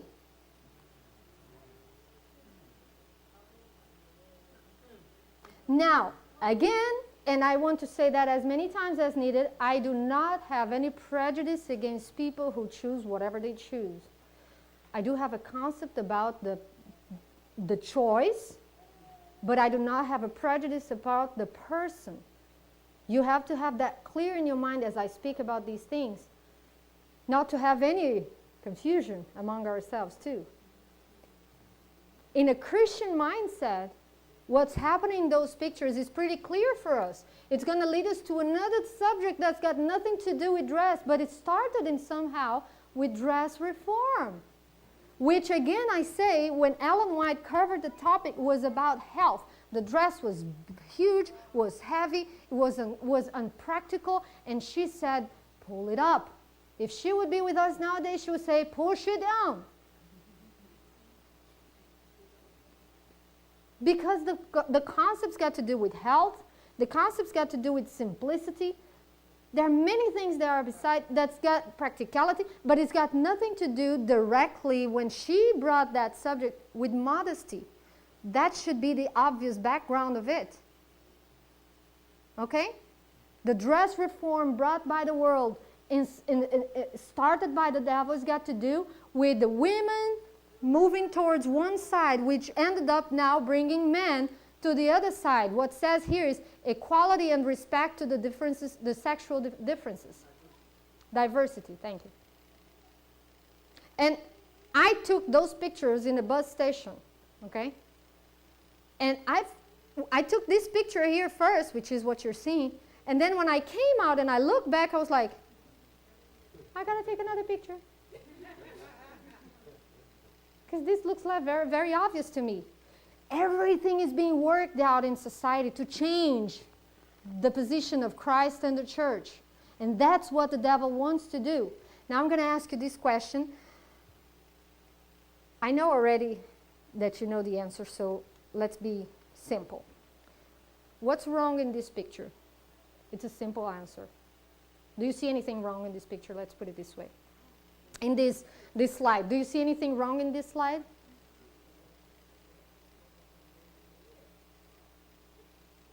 What is that? What would you say that could be wrong in this slide? Okay, that's a woman pregnant. Is that wrong? He's in the army. That could be morally wrong because he's far from his kid. And then he come back home. He lost his childhood growing. But, you know, back in the ages, Brother Cobbs, when the people of Israel had to have war, you know, women and children would be home and men would go and what's wrong about that? What's that? Okay, but let's say he just didn't get married right now. He's going to defend his family. So the only thing that you see wrong is he's in war. Okay, so what's wrong in this picture then?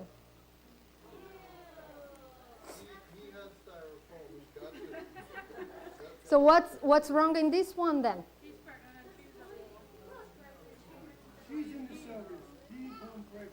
Understand, I am not pointing fingers. I am saying in a Christian perspective, What do you understand that is wrong? Even in the biological perspective, what happens, for instance, in Europe is laws are now defending the couple to choose who's going to take license or stay at home. Can they hear that, or would they need a microphone for the internet? What is that? Daniel is saying that even biologically, this is a problem because, for instance, in Europe now they are having laws that will cover the husband if he wants to stay the first 6 months of the baby home.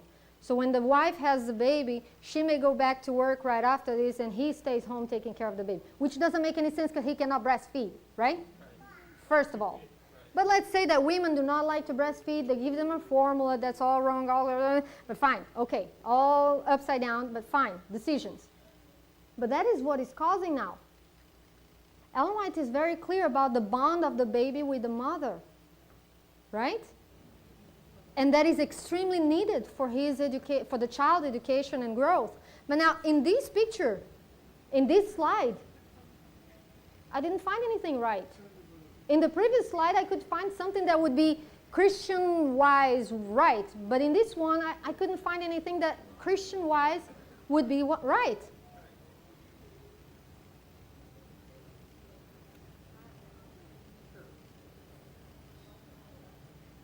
Would that every mother could realize how great are her duties and her responsibilities, and how great will be the reward of faithfulness. The mother's daily influence upon her children is preparing them for everlasting life or eternal death. She exercises in her home a power, you all know this text with me, more decisive than the minister in the desk or even the king upon his throne. That is the influence of the mother. And we are here thinking we're doing nothing. You know, sisters and brothers, one of the biggest problems was that society could place in our heads, because of the oppression the devil brought upon the women and the time of oppression, he could put in our minds that we are only recognized if we do what man does. That's not how heaven sees it. In fact, there is a text that she says that heaven sees that day of a woman that she thinks she didn't do anything else but cooking and cleaning and taking care of the child and teaching and doing it. She thinks, I didn't do anything special. And the man, oh, he bought a land and he sold such and he did business. He thinks he did a lot. And in heaven, that's the opposite. In heaven's view, her day was more important than his day. We just don't understand that. Because for us, we are only something special if we are recognized by the world. Okay, now I'm going to move forward to another topic. And we are getting to the end of the first part. No, we're going. You're going. We're good. We're good. We are almost. We're almost there. Okay, it's going to be quick now. I'm not going to be beating too much in this because we all know that this had a lot of evolution, and I'm just going to cross over it so that you will understand where we're coming from. And you know, before they would have to go to the water with cotton clothes, which would become extremely heavy, and I don't know how did they swim with that. And they even had some little shoes that they had to go. What's that? Yes, of course. They had to hang little weights on here so that, of course, that would not float up, right? So they had to go and I'm going in the water, right? Very good. And the things have evolved a lot into some nice styles and some nice things. You know, as you can see, things are coming up in one direction, up in a direction, and just starting to take more and more of the clothes. Of course, that had the practical side, right? Because to swim, you need to have little clothes, right? So they started moving forward until the first dresses that started being sleeveless, and the legs were more exposed up and everything, where they started when they started allowing women to participate in the Olympic Games. That's where those started taking place, because for them to be in the Olympic Games, with those other clothes, it wouldn't work. It wouldn't have any sense. So that's how those started to develop, was through the sports ways. But in the other hand, after the swimming suits started getting to their own place, well, guess what? Bikinis had to get their place. And everybody said, oh, come on, that's not a big deal. The Greeks already did that. We're nothing new, nothing serious. What are you talking about? The difference was that for the swimming suits was already embarrassing enough because they had to get into the changing machine, change and look around and see there's no man, dive a little bit and get back into the changing machine so nobody could see them. Of course, some guys would not resist to climb up there and check them out because it's irresistible to see them with so little clothes. Poor guys. If they had survived until today, they would have a heart attack, right? Anyways, moving forward for swimming dresses, there was this man who's called Louis Réat, and he was a French engineer, and he decided to bring something special. He said he was going to make the smaller than the world's smallest bathing suit. That was his plan, to make it the smallest. So you can see that he started with some swimming suits that were really small and open, and then he brought the special piece of bikini, which we could see swimming. Of course, brothers, for your sake, I just brought clothes, no people, okay? I thought of you, you see? So clothes after clothes started becoming the smallest, and I didn't bring the smallest of the smallest for the sake of morality. Yes. But you know what? I tell you what. It comes to a point that it's just to be practical. I will not tell you what for the sake of the children, but it's practical. So what happens is that this is kind of restraining the people of God, saying, you cannot do anything because I have the world, right? I took over the clothes, I took over the swimming clothes, I took over of everything. So he's not giving the chance for the people of God. Again, you will get used to hear me saying that. I am not criticizing the ones who choose to do so. This is one of the places where I could not show one of my pictures because it would be embarrassing for my husband, because I used to wear that. So well, the one you used to wear was not in the picture. Come on, shh. What I'm saying is that I do not have any prejudice about these people, or I am not pointing fingers, because I want you to understand that each person is in one different stage, and I really would like to invite your brothers and sisters to embrace this feeling towards the people outside, whoever uses whatever. Okay? Because it's not our duty to be pointing fingers to people that does not help at all. You want to do something, pray. That's good enough. Even approach. Many times approaching is not the right tool. Okay?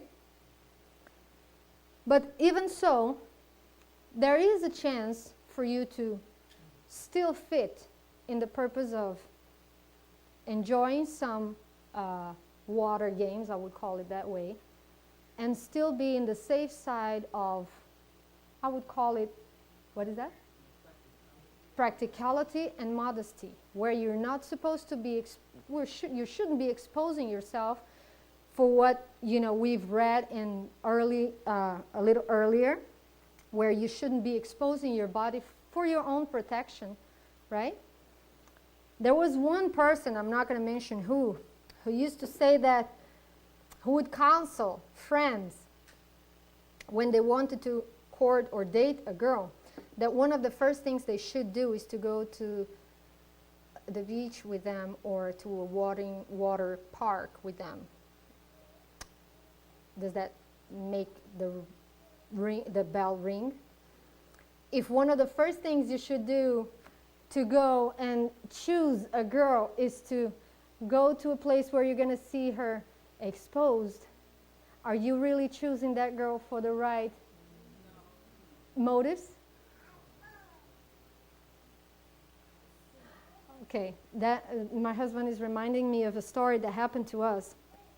And again, I'm not with prejudice, and dear friends of ours, they invited us to go with the kids. They had little kids and we had kids, the smaller, they were smaller. And they said, why don't we all go, have some fun time in the beach, right, close by. And they invited us, well, come by our place and then we all go together. We came, fine. And then when we get to their place, we knock at the door and they say, come in. And we open the door and she was in bikini. She ran to the room. Oh, no, you're seeing me. Oh, you're going to see me like that in a bit, right? Oh, okay. In her mind, she got a big shock because she thought she was in underwear. And so she ran to the room, and then she, you're going to see me like that, right? Oh, it's okay. And Daniel was like, okay, well. So even in people's mind, many times, they recognize that it's a piece of cloth, if we call it that way, it's a piece of cloth that fits another purpose that the exposure one. And I tell you what, I know that maybe for some people this would not be the most recommended thing. I can tell you that this has been a blessing for us. We have been able to enjoy life and enjoy things, and we feel comfortable. We jump back and forth, we play, we have family fun time, and we do not feel exposed at any point. And you know what? Once Rebecca was feeling a little bit embarrassed, like, people are going to feel weird about that. I said, you know what? You don't have to think about that. We're doing what we think is okay, so it's fine. She received so many compliments about it. Everybody was like, oh, that's so cute. That's so nice. Oh, I like it. Where did you get it? How did you get it? And then we start saying, well, we just got this piece here and that piece there and the other piece there, and we matched it, and it works. And people were so happy. And she was so happy, and I was so happy that we can be a good influence without having to think of criticism. And that's what I want you to feel about. All this history, as you can see, I can bring many of these things that did not have a good outcome, and the devil is really trying to mess up with Christianity. But we can have a good influence. We can have a good outcoming out of there. Moving forward, because I don't want to keep you guys here all afternoon, which is almost done. Tomorrow's afternoon. Let's just press real quick about the ornaments. Where did it come from? It's very common sense now. People just, it's natural, right? Do they know where does it come from? Well, it comes, first of all, the Egyptians. You will find out the Egyptians were the first ones in many things. They were the first ones in this and other things that we're going to cover in a bit. So if you look around at how did they used to paint and how women are painting nowadays, you would see a very close similarity. And how did it get close to the people of Israel? Because you have heard, you have seen in the Bible many times that people of Israel was with these things among them too. Well, all that came because of the two big influences, Egyptian influences, through Hagar, that ended up being the Ishmaelites, which are cousins of the people of Israel, and then the Egyptian slavery of 400 years. I mean, that's what all they saw. Beholding, we are transformed.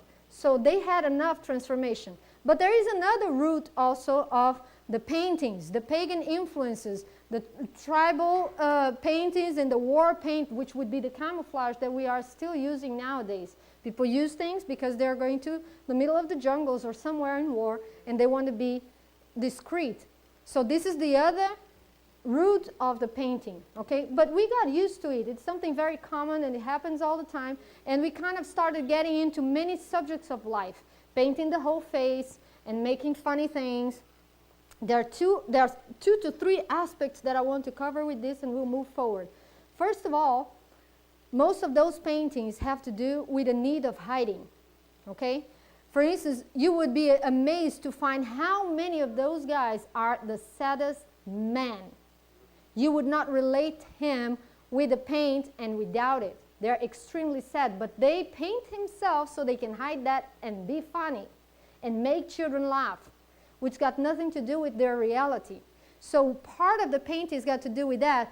Part of the painting has to do just about making something up, which is not the real thing, but just, playing a piece, okay? And you can see that in most of those. The second thing that it's got to do is about what I usually call perfecting the painter's paint. Okay, my husband let's say you would have, Daniel, exposition with paintings, right? And then somebody comes there, I'll put myself in the spot. I come there and I look at one of your paintings and I say, well, this looks okay, but I will probably change this. And then I get a brush and I get the paint and I go there and I paint on top of your paint. How do you feel? Trouble for me, right? If you are an artist, let's say you made a sculpture and it's a beautiful sculpture according to what you did, and you come and somebody comes and looks at it and says, oh, that's almost there. Let me do something here. And changes what you did. How do you feel? Offended. That's the word that comes to me. I do believe that many times we are offending the Creator, saying, look at the mirror and say, oh, I'm okay, but if I would do all this, I would perfect the painting. But then you can say, well, but you know, my skin is so pale, and I'm so this, or, you know what I found out myself, personal experience?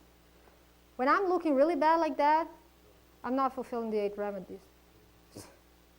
I'm not drinking enough water, or I'm not doing something, because I am putting myself in a spot that my health is not covering what I need.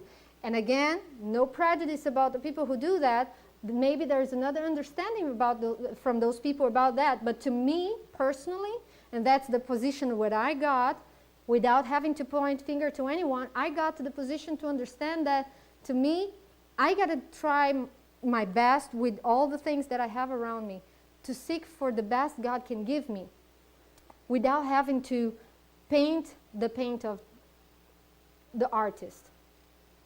And if we go forward, I'm not going to read the text. I know you know them. Just jumping forward. The people of Israel, most of the times when they were falling in apostasy or they were having problems, and the Lord would call them to a revival, that was the first things that He would request from His people. He would request to take all the ornaments, all the gods, and all these things out of the place. And I'm just going to mention this one and move forward, where Jacob said into his household and to all that were with him, put away the strange gods that are among you, and be clean, and change your garments. You see, again, changing garments, taking the gods, taking the ornaments, everything was to get in the same pot to get a revival. And so they did that. And then there is a book that if you do not have, I would recommend. It was a good book for me because it's a very concise and very to the point, is Christian Dress and Adornment.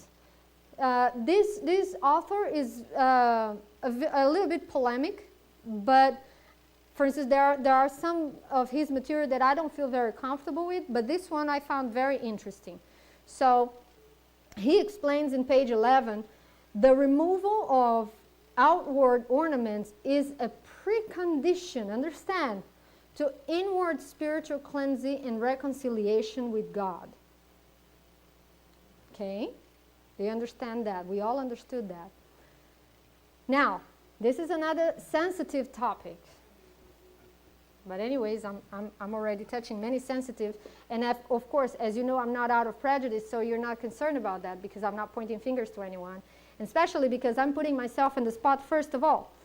You know, your pastor and his wife, they had the rings. And they're right here to prove. So if you want to see them later, they're right there. And you might ask, why are they out right there and they're not in your fingers if you place them on, right? Well, I tell you, the reason why they are right here and they are not in our hands, and they were in our hands, by the way, until maybe 3 years ago. The reason why they're not in our hands right now, it's because I think we all need to understand two main things. And that's what I'm going to explain to you, because now America became a cultural mixture pot.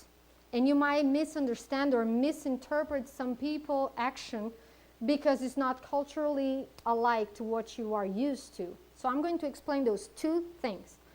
First of all,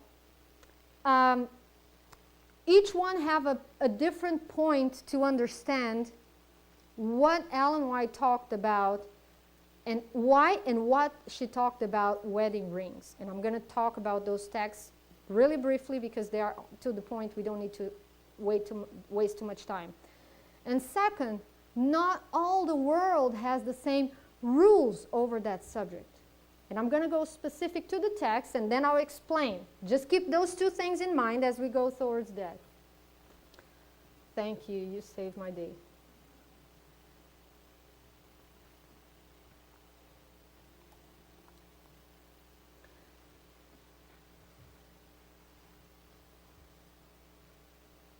Okay, before I go to Ellen White, I'll just give you a brief, very brief. I'm not going to be explaining this. I'm just going to tell you. I can give you the PowerPoint later. I really don't want to take too long now. So just letting you know, again, the Egyptians are the head of this. So they started doing that. The Egyptians were the one who brought the wedding ring, and they had some myths around the wedding ring. First of all, it was round because it represented eternity. So it's like love has no end. So their unity has no end. The second thing was that it had to be in this finger, the fourth finger, because they believed that this one was the finger that was, there was a vein that would pass in this finger that would go directly to the heart, which is another misconception because we know that love as a feeling does not come from the heart. But it was one of their beliefs, you see? That's what they believe, and that's what I'm showing you there. But then after that, the wedding ring became something special for Rome and Greece, and they started making all kind of different rings with different graves and engraving inside and having different signs of their love and everything.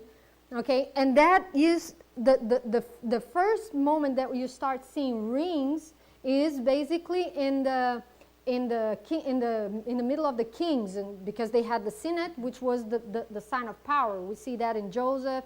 We see that in different parts of the Bible when they talk about the signet, right? Signet, which was the sign of power.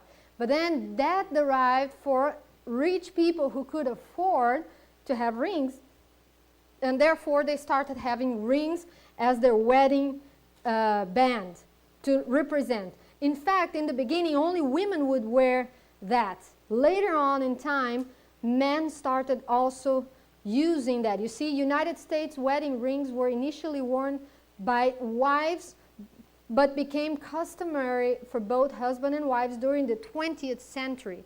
And here we are already talking about United States. We're not even talking about back then, because, and I will give you also some examples, because the wedding band, it has a meaning of the unity of the couple, but it has the other downsides, which are the expensive purpose that you have to spend a lot of, it's costly.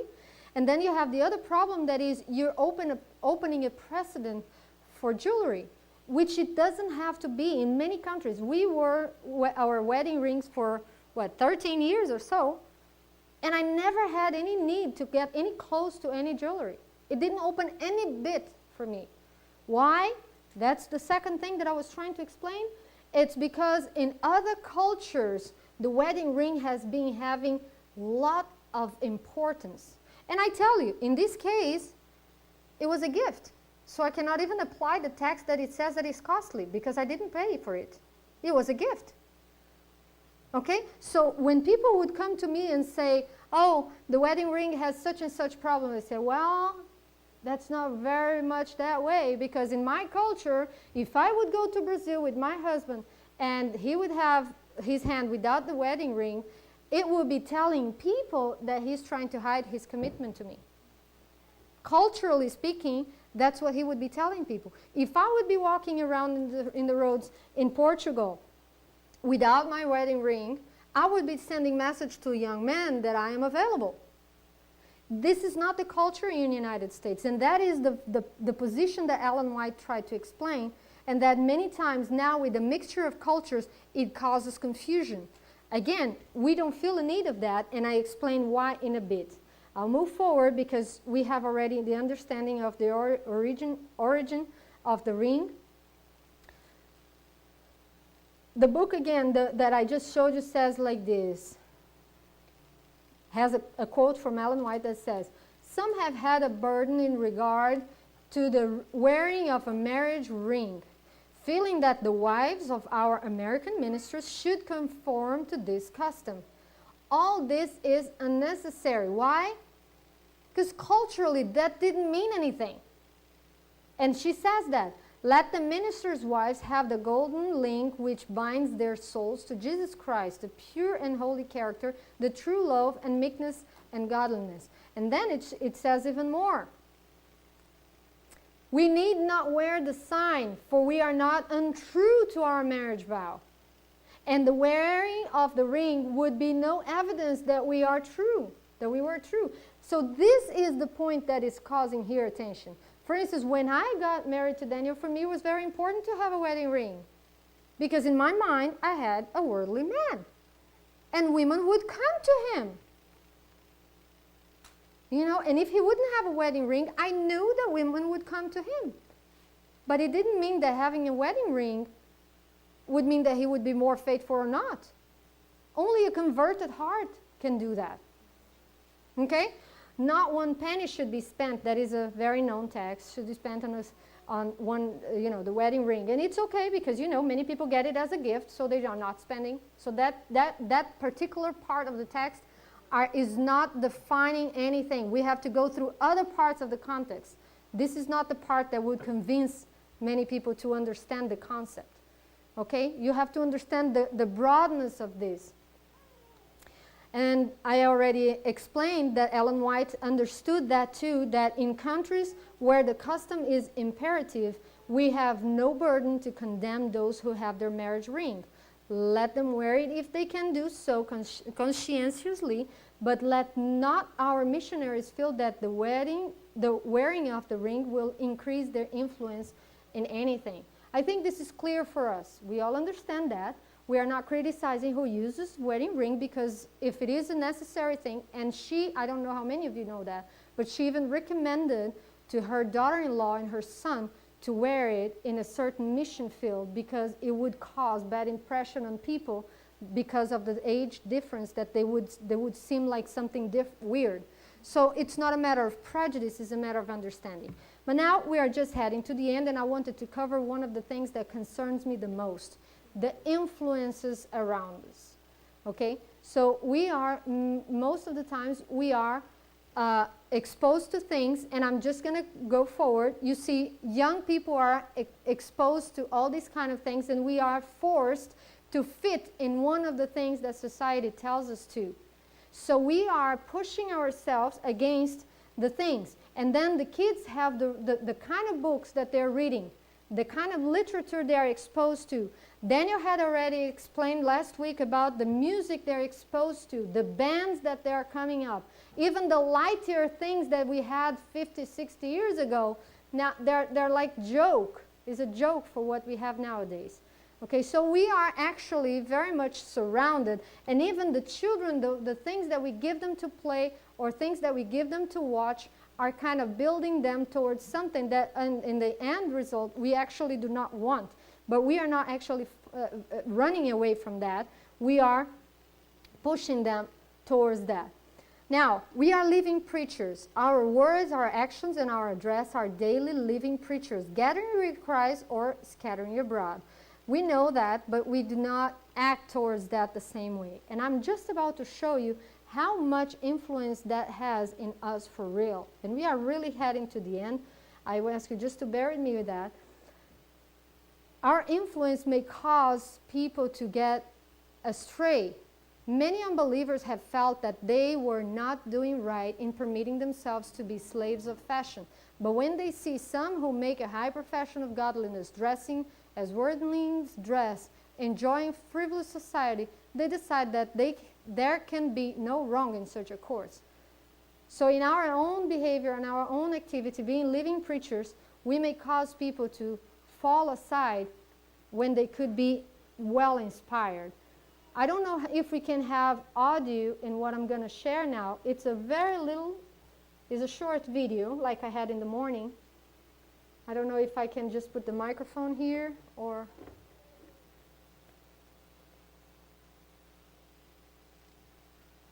The microphone?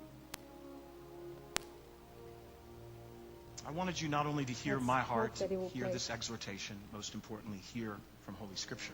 I wanted you not only to hear my heart, hear this. I wanted you to hear from some. Can you hear? I wanted you to hear from some men in the church. Different guys were Can you students. hear now? And so they would take a section to describe what it was like to be on campus every day. Listen carefully. Prior to transitioning to what it was like to be in church. One writes, One each writes, and every day on campus is a battle. Listen carefully, ladies. This is not an aberration. This is not an unusual testimony. This is the norm. Each and every day on campus is a battle against my sin, a battle against temptation, a battle against my depraved mind. Every morning, I have to cry out for mercy, strength, and a renewed conviction to flee youthful lusts. The Spirit is faithful to bring me the renewal I need to prepare me to do war against my sin. Yet the temptation still exists. I'm thankful God has created me to be attracted to women. However, campus is a loaded minefield. There are girls everywhere. And it's guaranteed that I will pass some attractive girls as I walk in between classes. I either have to be actively engaging my mind and my spirit to praying, quoting scripture, listening to worship music, or simply looking at the sidewalk to make it through unscathed. Many days it takes all four to be safe. The thing that women do not seem to fully grasp is that the temptation towards lust does not stop for us as men. It is continual. It is aggressive.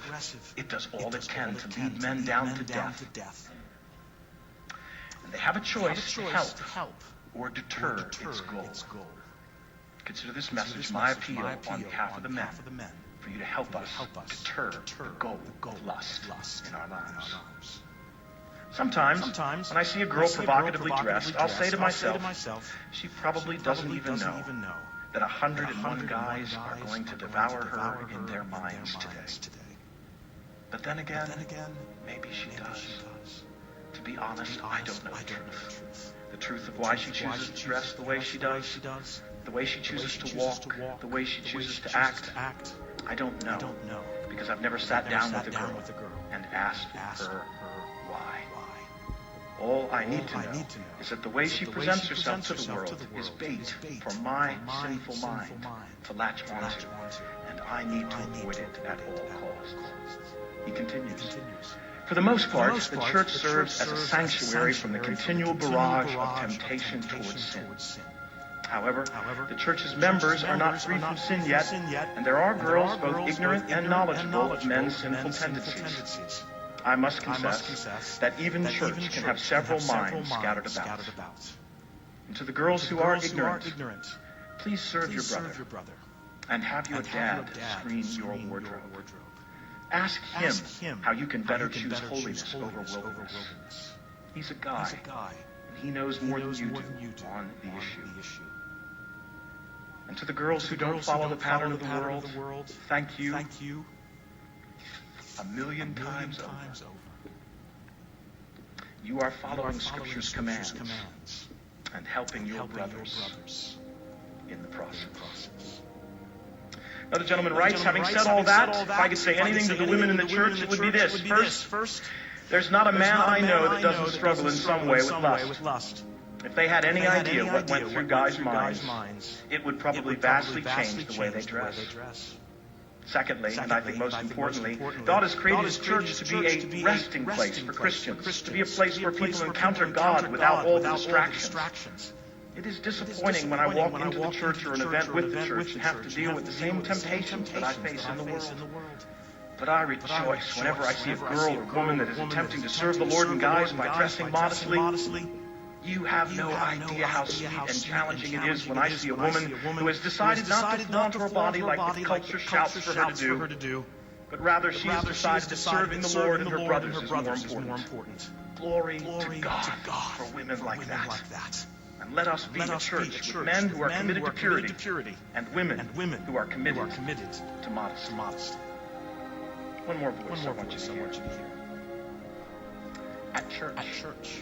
The one place where I might think not to have to face temptation is at church. This is not always the case. When ladies that I'm friends with dress immodestly, it definitely has a negative effect on our friendship. When she dresses immodestly, it doesn't make it easy to see her as a sister in Christ. There is a constant battle going on as I'm talking with her. Communication becomes more difficult because as I'm trying to listen to her, I'm also trying to fight temptation. I also think some ladies just aren't aware that even little things can distract guys a lot.